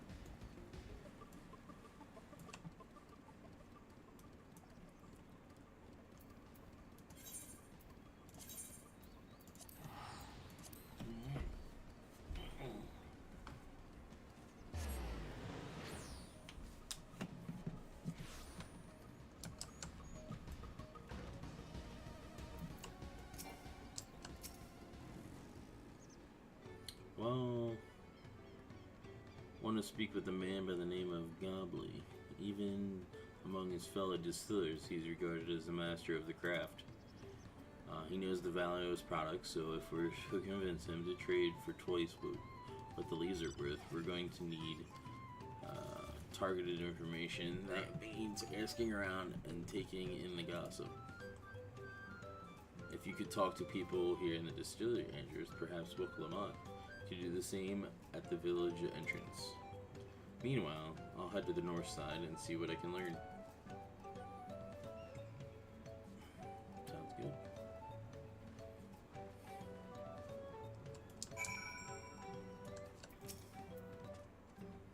Me, I'm a chef from Tolioliol. I often come here to buy Golby's mezcal, the finest in Toril according to my customers. He always brings out a jug during our dealings, but I can't handle this stuff too well myself. I take small sips, not wanting to be impolite, understand, but still end up so idle as to agree to whatever price he quotes me. It'd be nice to have less, huh? Potent refreshments during such conversations. Else I might have to seriously reconsider our arrangement.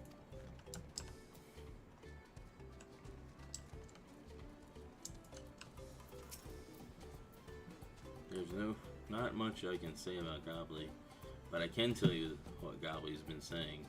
The other day he was muttering about monsters prowling around Agave. Jaws, that's the field where they gather ingredients for mezcal. Their presence has made it harder to procure such ingredients and thus driven up the price of his products. A boon, some might argue, but it's hard to celebrate when it affects the work as it does. Can't rightly bring joy to people if you can't keep making the thing they love.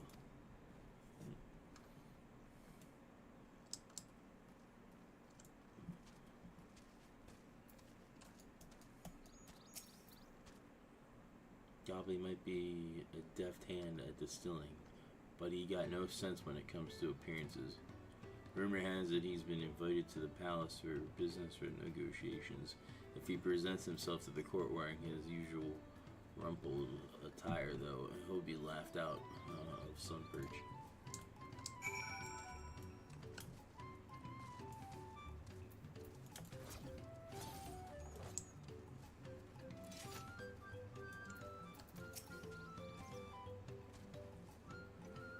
So what did you find out? Oh, we can make use of all those tidbits. The deal is as good as sealed. As for me, I found out where Gobley is working. There's a millstone at the top of the slope behind the distillery. You go on ahead and I'll bring Woklamot.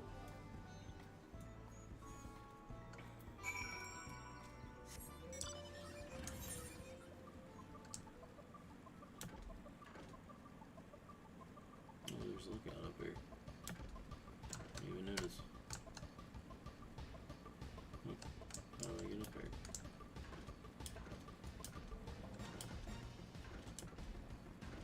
What the fuck?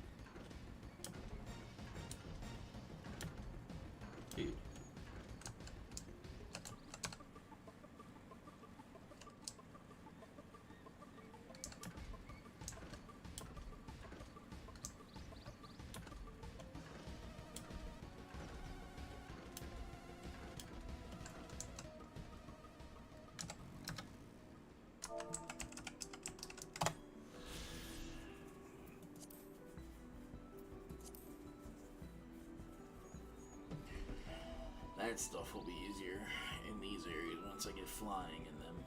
Once I can just fly to each area, each section. And grab them real quick.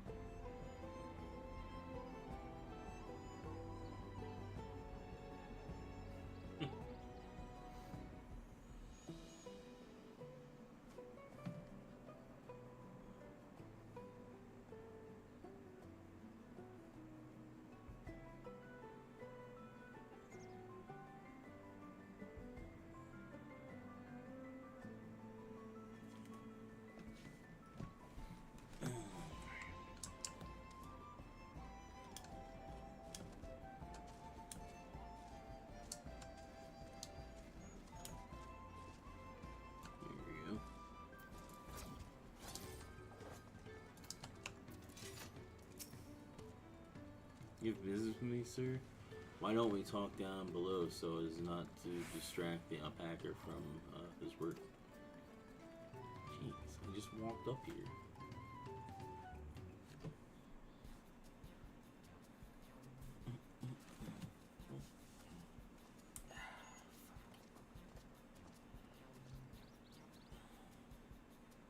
I'm falling apart, man. My body's like all sore and shit. Now, what's this about? Keep it brief, if you would. I'm a busy man. We're in the market for a 300-year-old jug of premium mezcal. Assuming you had a 3-year-old jug of... What did I say, 300? A 3-year-old jug of premium mezcal. Assuming you have any on hand, that is. Oh, an excellent choice. I must warn you, though, it doesn't come cheap. We don't have a pal. But we can offer a sack of mate leaves in exchange. It's top grade stuff, like the mezcal. No deal. Mate leaves are well and good, but I don't have any use for them.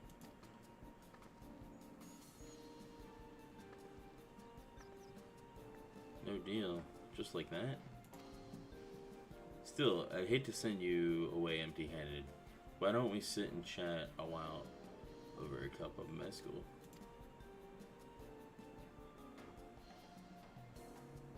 Now the real bargaining begins. Which of our cards do you want to play first?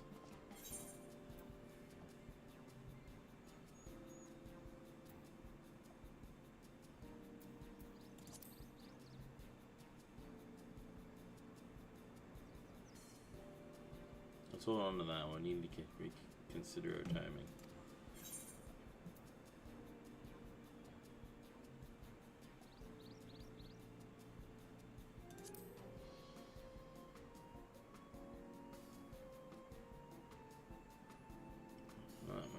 Okay. Jeez.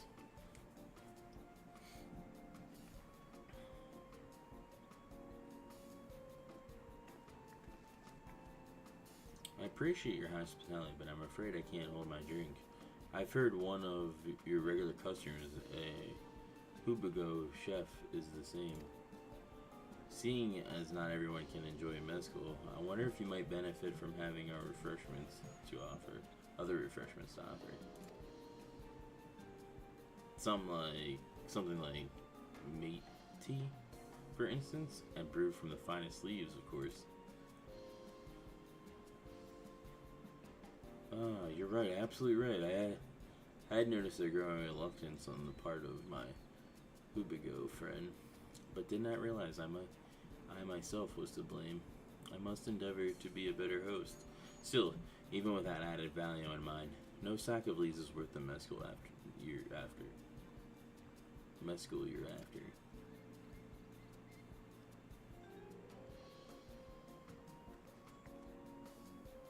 Should we offer to call the monsters causing them trouble? Not yet. We'll keep that card up our sleeves until we need it.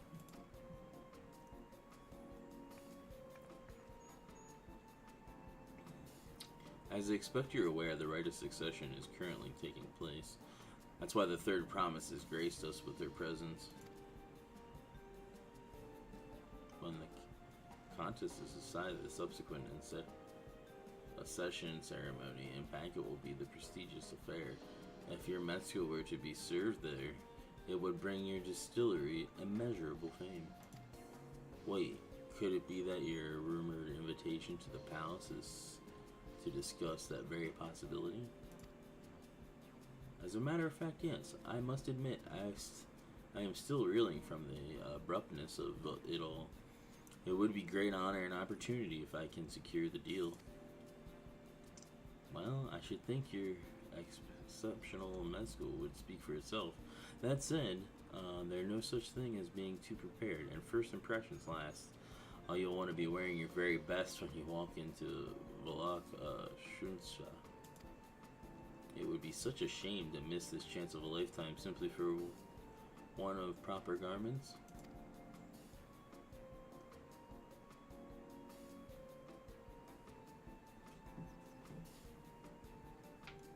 That it would. Are you saying you have garments to offer something ideal for court?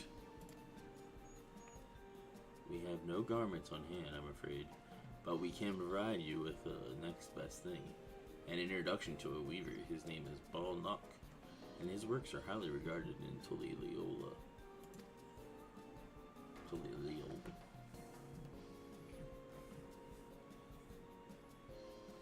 As a supporter of Waklamont and keen observer of palace politics, he will doubtlessly be happy to guide you in the selection of an outfit to fit this golden occasion. That is certainly a tempting proposal, and one of which I should like to take full advantage, but the scale still ain't quite balancing.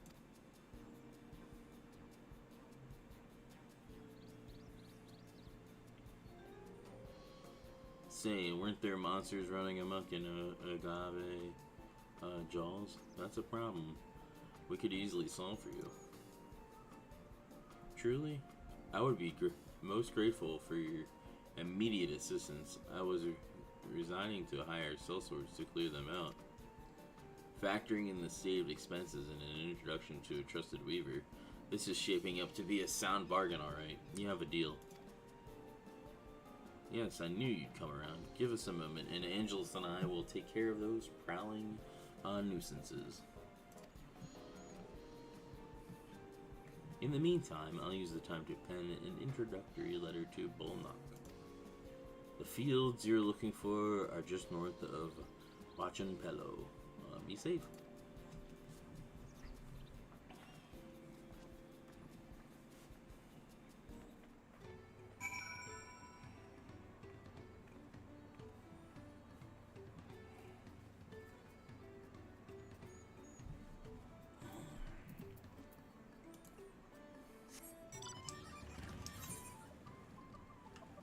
I'll do that fate while I'm up here.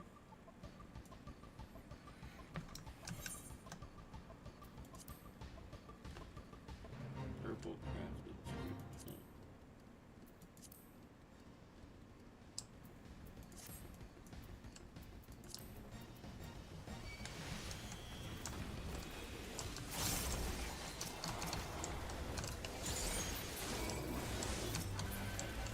Oh, that was quick. Shit. Yeah, look at that. That's my demon form.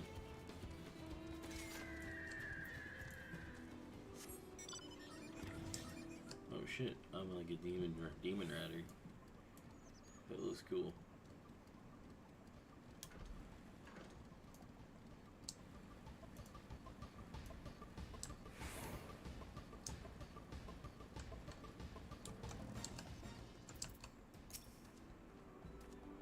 There should be Agave Jaws just over there. This will go fast if we split up. Come and find me once you finish clearing out your share of the pests. Alright, alright.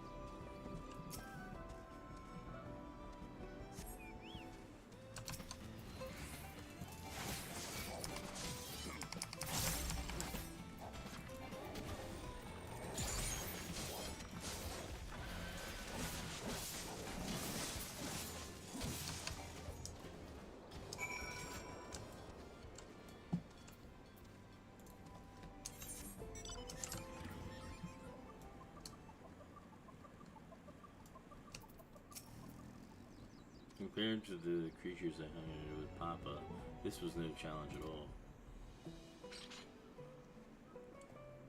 Come on, let's head back to the distillery. All that is left is to give Mablu the sack of leaves so she can seal the deal.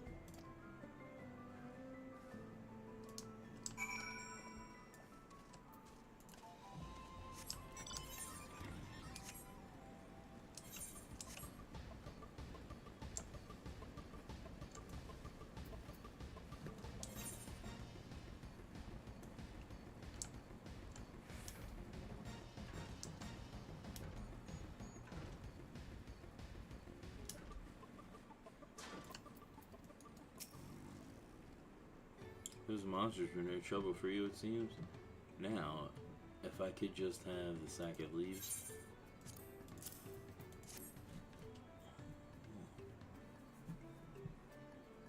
Thank you for looking after our precious trading goods.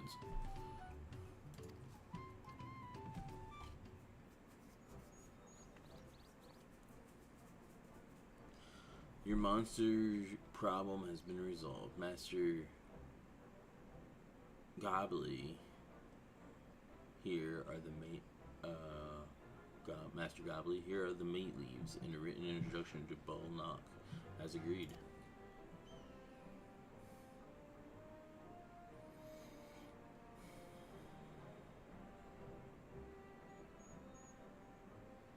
Then the deal is done here. Your jug is a jug of premium mescal aged 3 years. Please accept it with my compliments.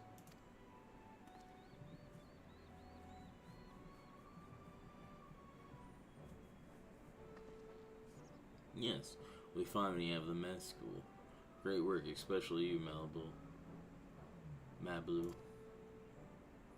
You were the one that inspired me to come this far. Third promise, but let's not celebrate until we have that saddle in hand. Mablu, is it? You drive a hard bargain, young peddler. I look forward to doing business with you in the future. Thank you, but truth be told, I'm just a ranch hand for now. Should I ever become a proper merchant, though, I'll be back to strike more deals with you.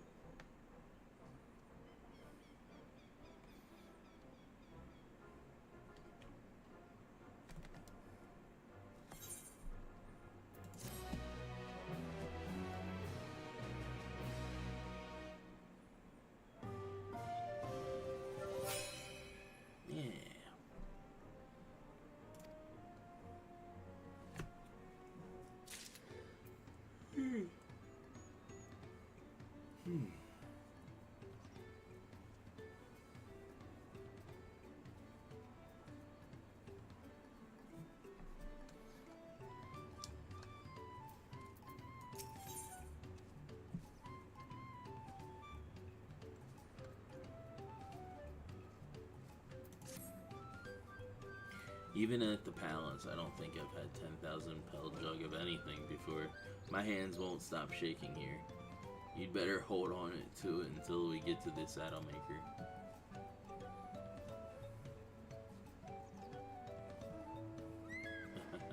Can you imagine if we dropped it and had to start all over again? Luckily, Hopley's place is not far. We just need to head across the plaza.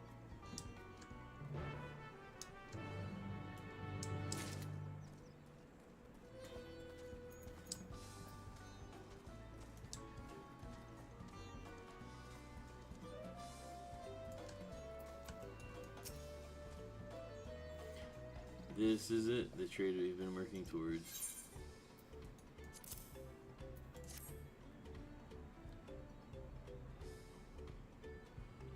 Phew, still in one place. Right time to make our deal. Okay. I'm glad your tool's ready, Saddler. We've brought you precious mescal.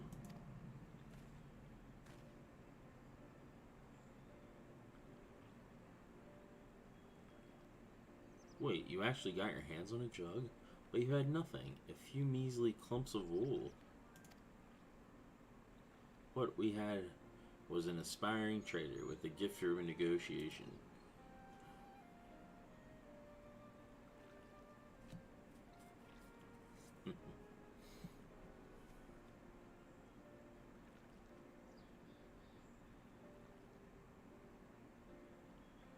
Although I'd sooner aid in no claimant, but Zorolja, I cannot go against the guiding principles of the Pelu Pelu.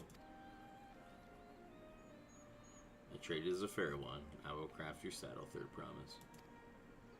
Great. Stay and wait if you like. I have all the requisite materials, so this won't take long.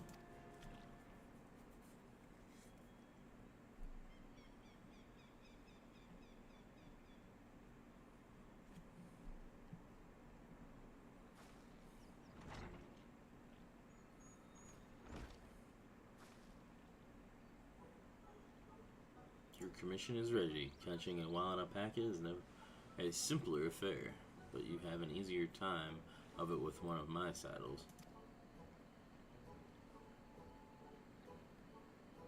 Now, if you don't mind, I have other work that needs finishing. Huh, I can taste the smooth mezcal already.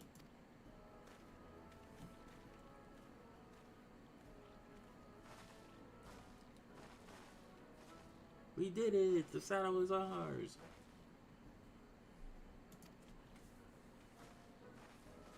And to think, we started out with only 100-bell basket of alpaca wool. Mablu, you are going to be an incredible merchant. Thank you. It makes me so glad to hear you say that, third promise. We got what we came for, so let's return to the ranch. The others will be waiting. Yeah.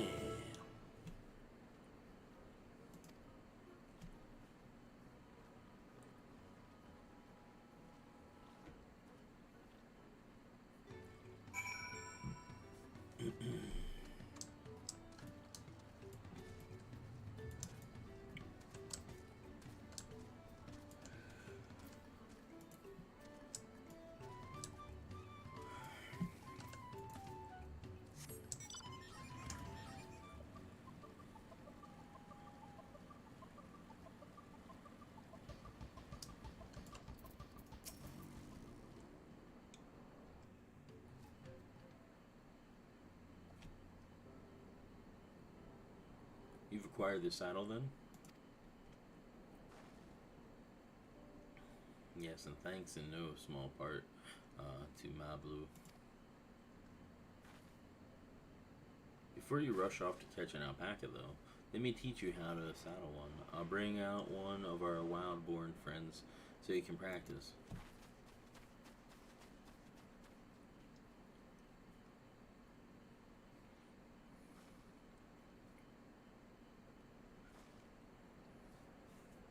I know, this is something I need to learn.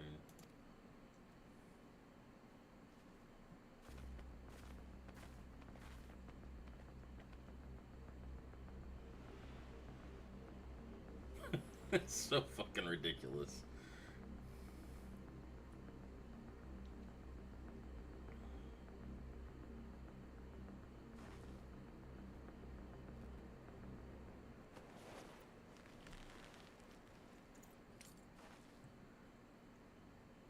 Great sunken gods, I did it.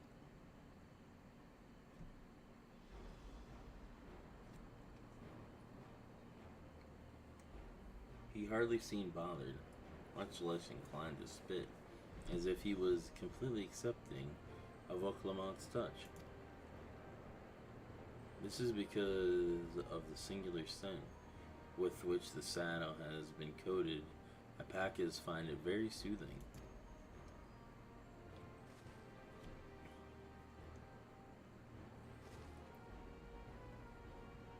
You know, I've never taken a good long look at one of these before, but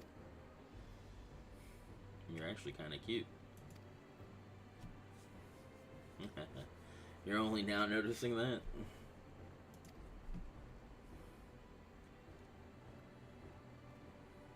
Zorolja, he's back. Oh shit, that's a golden one. Having done exactly what he set out to do. That alpaca he brought. Is it just me or is it glowing? I've heard tales of such a beast. They say a golden alpaca lives a solitary existence deep in the valley, where it shuns the company of both man and its own kind.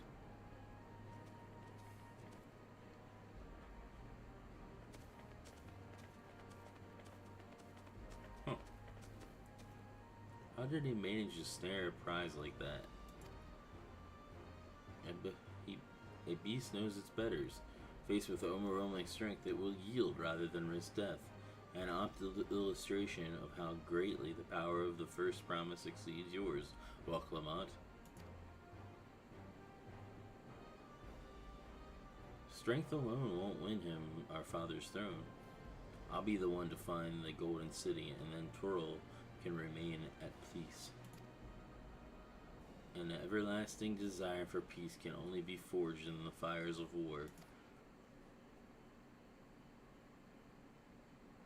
To unite as one, the people must be taught. They must suffer the horror and the hopelessness firsthand.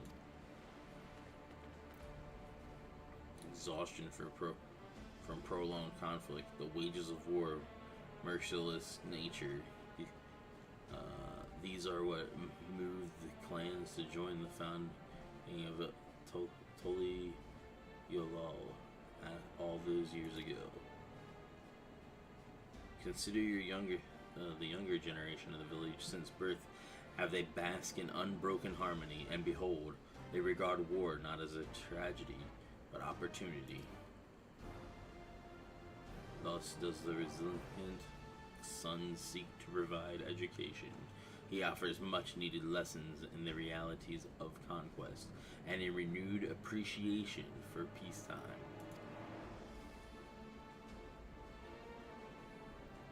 Tis true that war's miseries breeds a longing for peace. But I have seen with my own eyes what becomes of an empire forged through the violence you propose, the rebellions it spawned, and the union it left behind.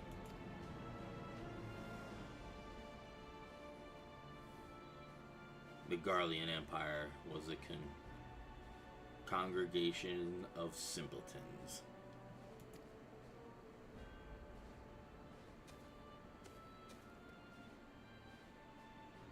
The oppressed fought back against their oppressors, as well they should.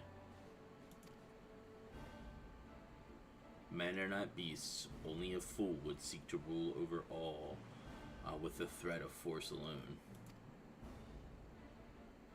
This is why Galuljaja did not elevate the Mamulja, why he treated all clans with equal respect. However,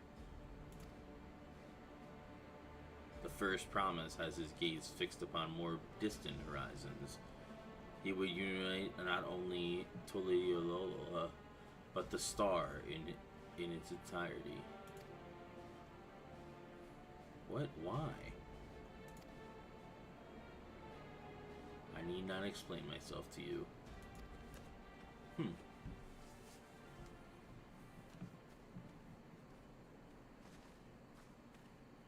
Oh, well done, indeed. The first promise has completed the feat of gold with an appropriately golden flourish. May I present to you your much-deserved keystone.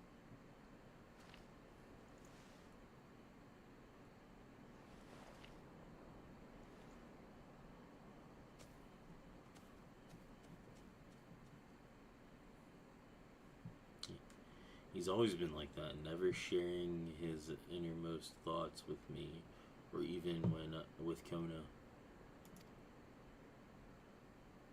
It's like we're not even a family.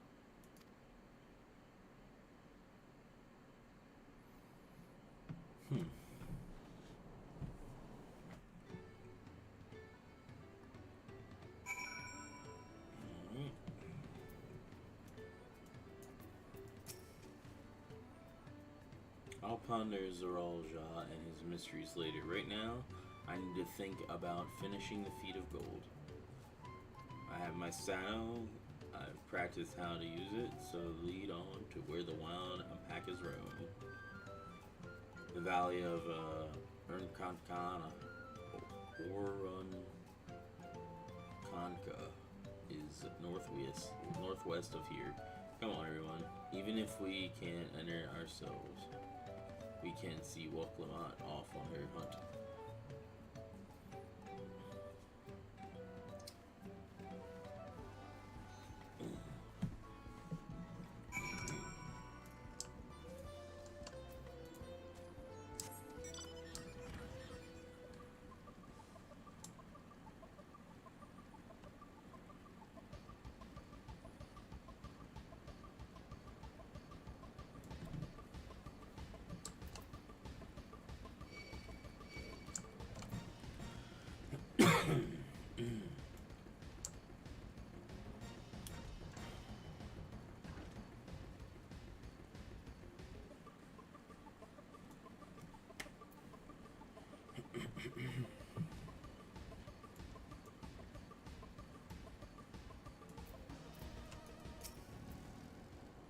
I can do this, I know I can.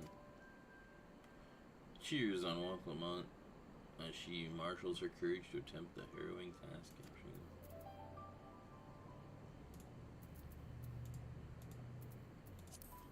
Slash cheer. Yeah! My voice. The voice I picked for my guy is ridiculous. Yeah! Good luck there, Promise! Thanks. I'll need it. Nice. He's just like, yaha! Truth be told, still not sure about alpacas. I'd rather not go near one if I can help it. But if I'm to rule this nation, then I'll need to learn how to live with them. Tural is their home too.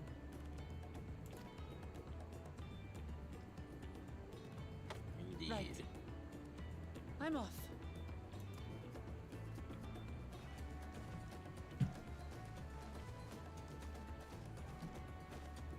Don't fuck up.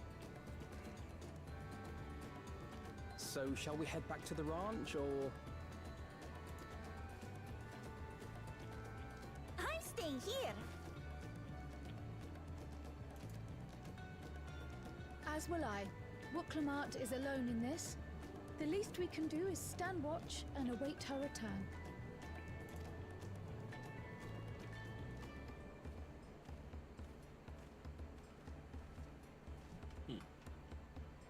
It may be a while yet. Help me pitch the tent.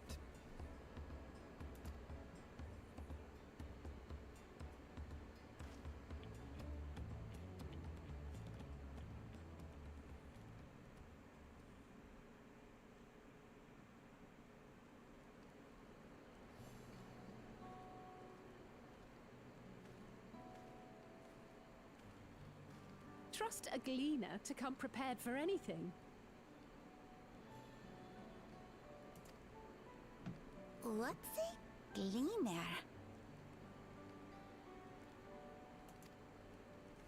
Someone whose job it is to travel the world and procure uncommon things for their employers. Erenville specializes in finding animals, I believe.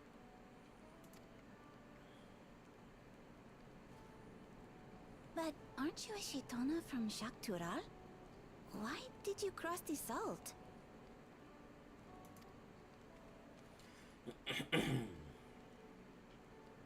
When I was much younger, the thought of leaving Tural never even occurred to me. But then, some years ago, my mentor tasked me with a difficult hunt.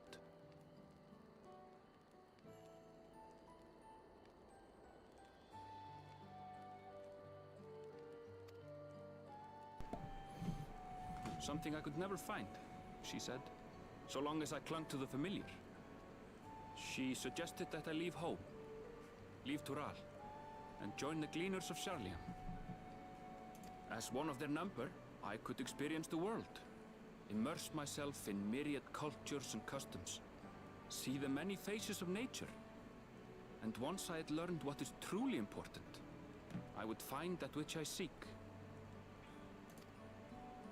My younger self took those words to heart, and off I went to become a cleaner. Her words alone moved you to leave behind everything you'd ever known? You must have great respect for your mentor.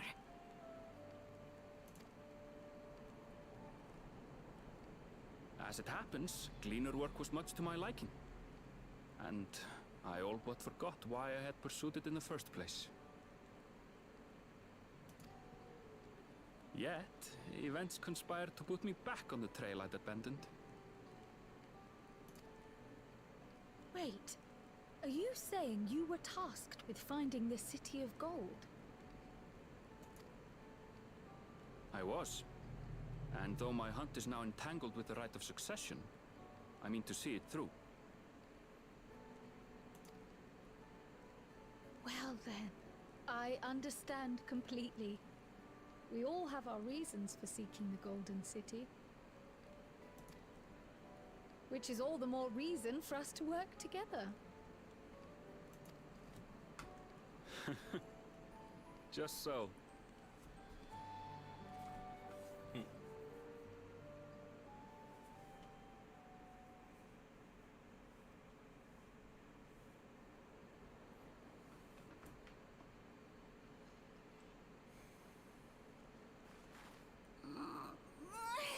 She should have been back by now. What if something's happened to her? We need to tell Tobli and arrange a search party. Wait. Do you hear that?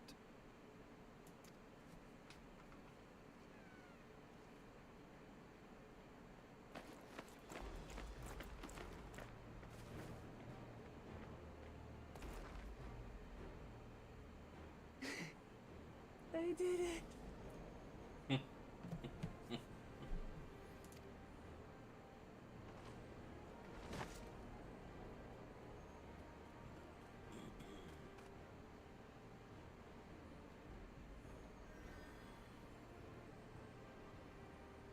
You're utterly spent, and small wonder.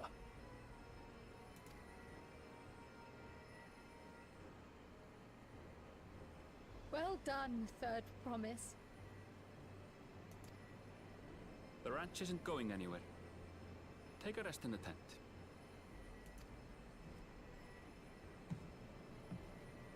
I think I will. Thank you all for believing in me.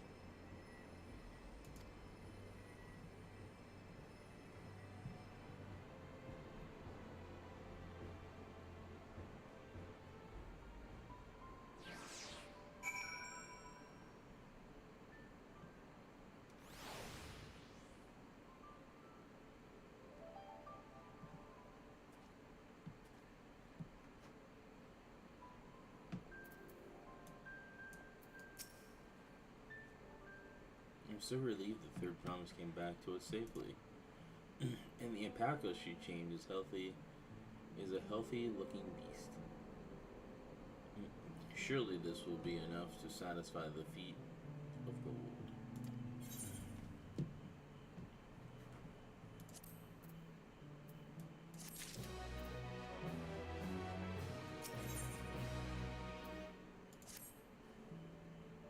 Clement still seems a bit unsteady on her feet, hardly surprising after she spent the night chasing alpacas.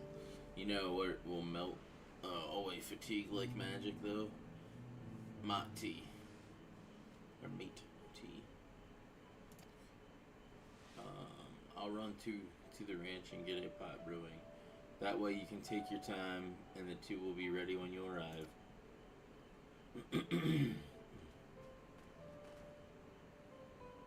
As Malibu is wisely suggested, we shall set a slower pace for exhausted Third Promise.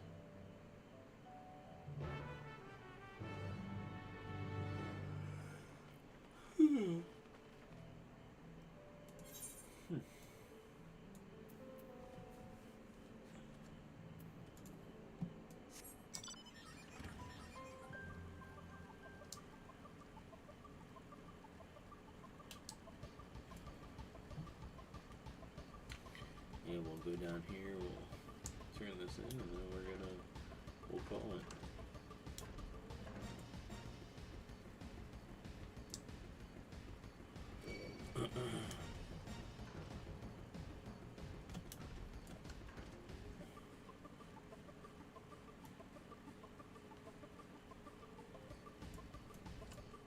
Here's a golden one. Came back ahead of the others, did you? I should hurry along with the tea then. Walt Lamont can't be that far behind.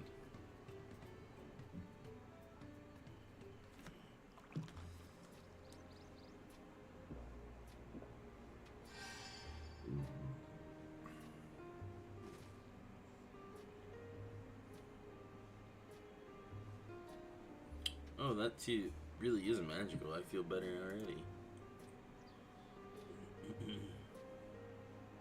I see you've become more comfortable around our fuzzy friends. Watching this one taught me a lot about alpacas. What grasses and fruits they eat, what sound they react to, their adorable little quirks. I guess I've grown kind of fond of them.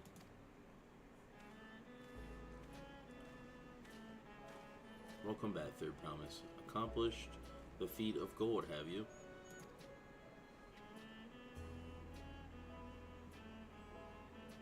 Yes, there is no mistaking a valley alpaca.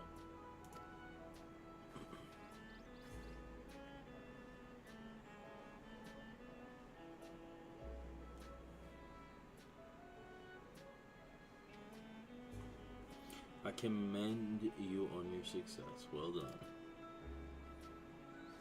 Yes, we did it.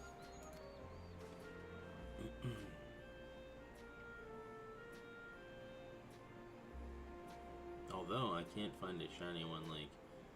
Although I couldn't find a shiny one like Zerolja did. I'd be surprised if you had. Golden alpacas are born but once every few decades. They are elusive, solitary creatures that are rarely seen, much less captured, thanks to their innate physical and magical gifts. Only a single other person is known to have caught one before, that being Gulhuljaja himself. Papa was chasing alpacas too. So my grandfather's stories say.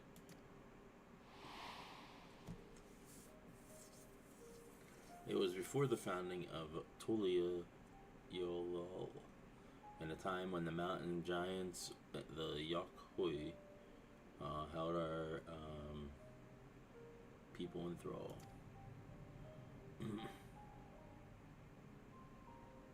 Compelled by their overlords, our forebears would ride their alpaca mounts to the highlands to deliver gifts of food and other tributes. Those were wretched days, to hear grandfather tell it. Then along came the young Gulhuljaja, yet unburdened by the mantle of Dawn Servant.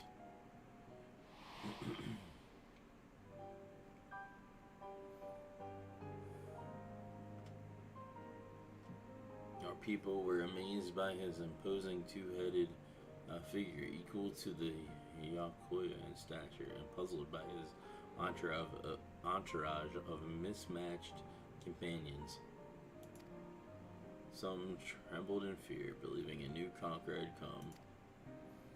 Yet Gulhuljaja showed no such inclinations. He sat and spoke with us, sipping from the cups of mat tea we offered him, and grew somber when we learned of our plight.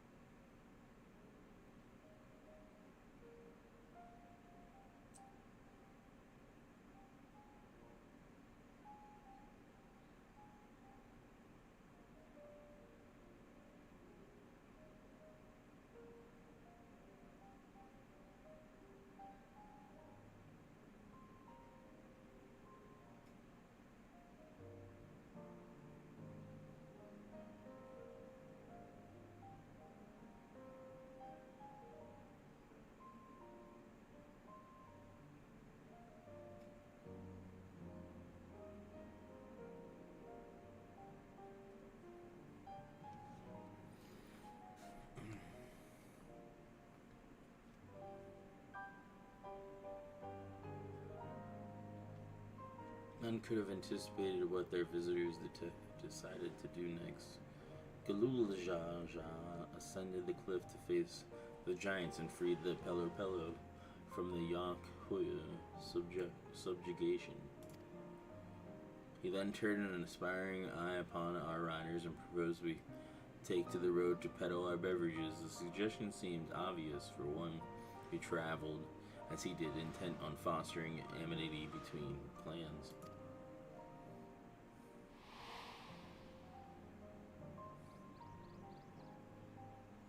So it was then a few words from Galul Jaja transformed us into a clan of itinerant merchants.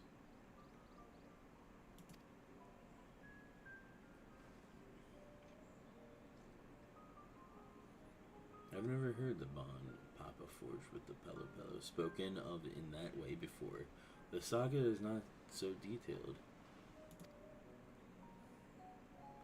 Then you may not know that Galul Jaja sought a sure-footed guide for his trek up into the highlands. Thus did he capture Golden Alpaca. So both my brother and father caught the rarest of creatures, while an ordinary one was the best I could manage. The feat requires no more than that, third promise, and you brought back a perfectly wonderful beast. Mablu's right. You're a perfectly wonderful beast. If anyone's ordinary, it's me.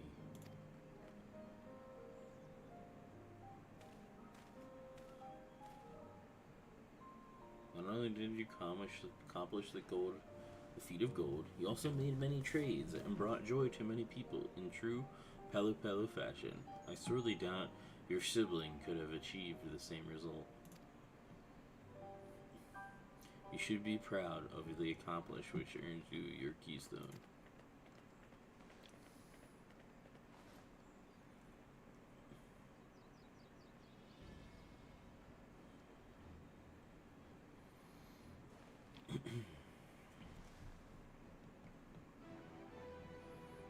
Yeah.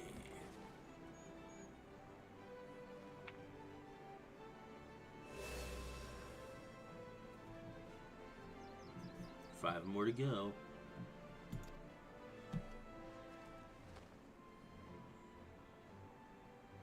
You're well on your way, third promise. We'd have been lost without you, Mablu. Thanks to you, I learned so much about the Pelo people and your customs. It might seem obvious, but I've come to realize the importance of properly knowing something. It was because I didn't understand alpacas that I was uncomfortable around them. I'm thankful to you as well, Will Clement. You've given me the courage to say what I wasn't sure I could ever say.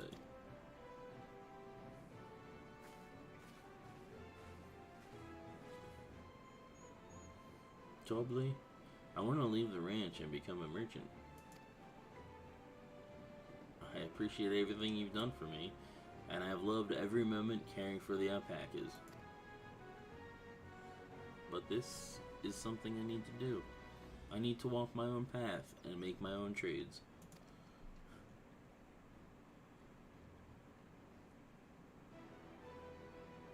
As your parent, allow me to say one thing. I've always tried to give my wards lives filled with as much happiness as I could provide.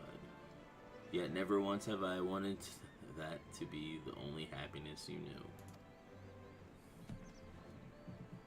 You have my blessing to walk any path you choose, Mablu. It gladdens me to hear you've found a calling you wish to pursue with such passion. You will make an exceptional peddler, I'm sure of it.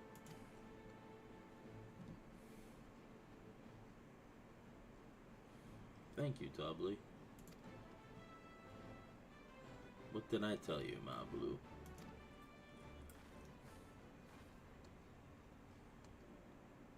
There's one last thing I can help you with. The third promise, you need to find the Golden City, right? That's the end goal.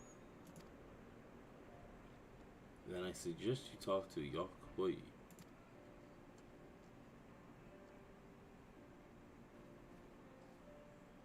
They once ruled over far more than just the Urkopacha and the Pelu Pelu. 1,000 years ago, they were the overlords of Yaktoral and all its peoples. During that era, the Pelu Pelu were commanded to search for a city of gold.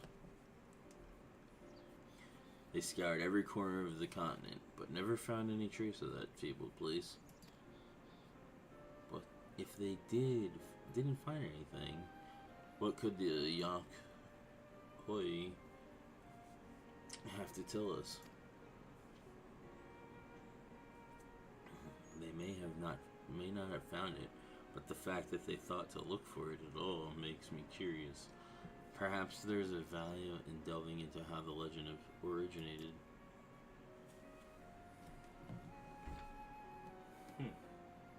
We lose nothing from asking the questions. Besides, if we're determined to follow the path of the saga,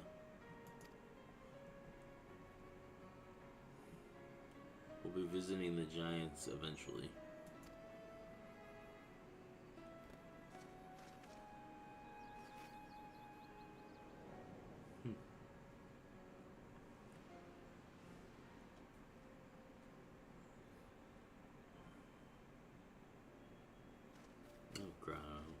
I have a question I've been meaning to ask, and since we finished with the feet, what did you acquire? Where did you acquire that earring?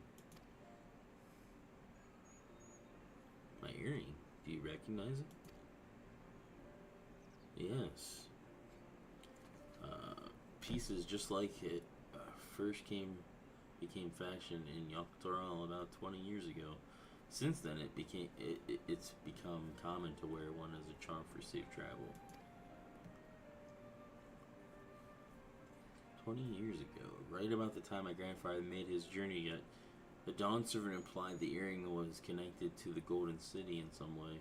Surely there was more to its significance than simple fashion.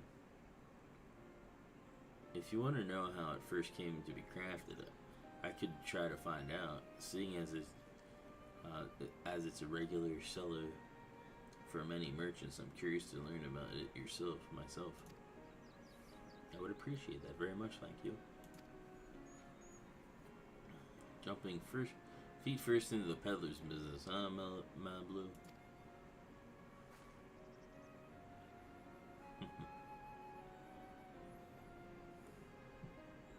Alright then, that's 2 keystones down. I say we head back to Tuliol and plan our next move.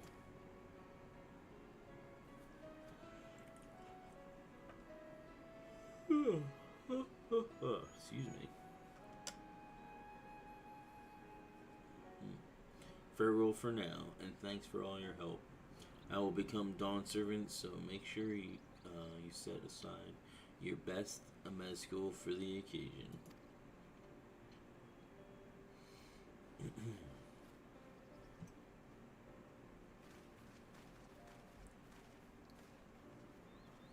She has a fearsome opponent in that brother of hers. Even brought a golden alpaca to heal. But you've heard Azoral Jah's supporters talk. They might see opportunity in his expansionist ambition, but they find the man himself intimidating, terrifying even. Whereas I've grown to love Wolflamont. Everyone she meets will come to love her too, and that's why she'll win the throne. You might be right, Pablo. You might be right. Perhaps not. We'll find out next time on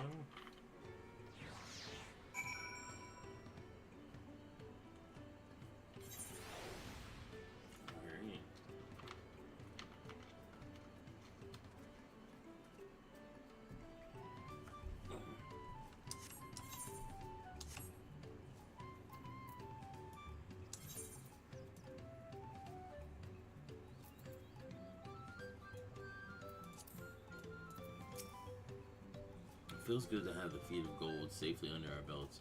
Even my victory pales beside Zorolja and his shiny golden alpaca. I know I shouldn't let it bother me, and God knows you've all been so supportive, but I want to be strong or wise, like my brothers, to be a promise that people respect, which is not likely if I stand here and carry on and on about things. Let's move on. Back to Zabaleverte with us. The contest has already begun.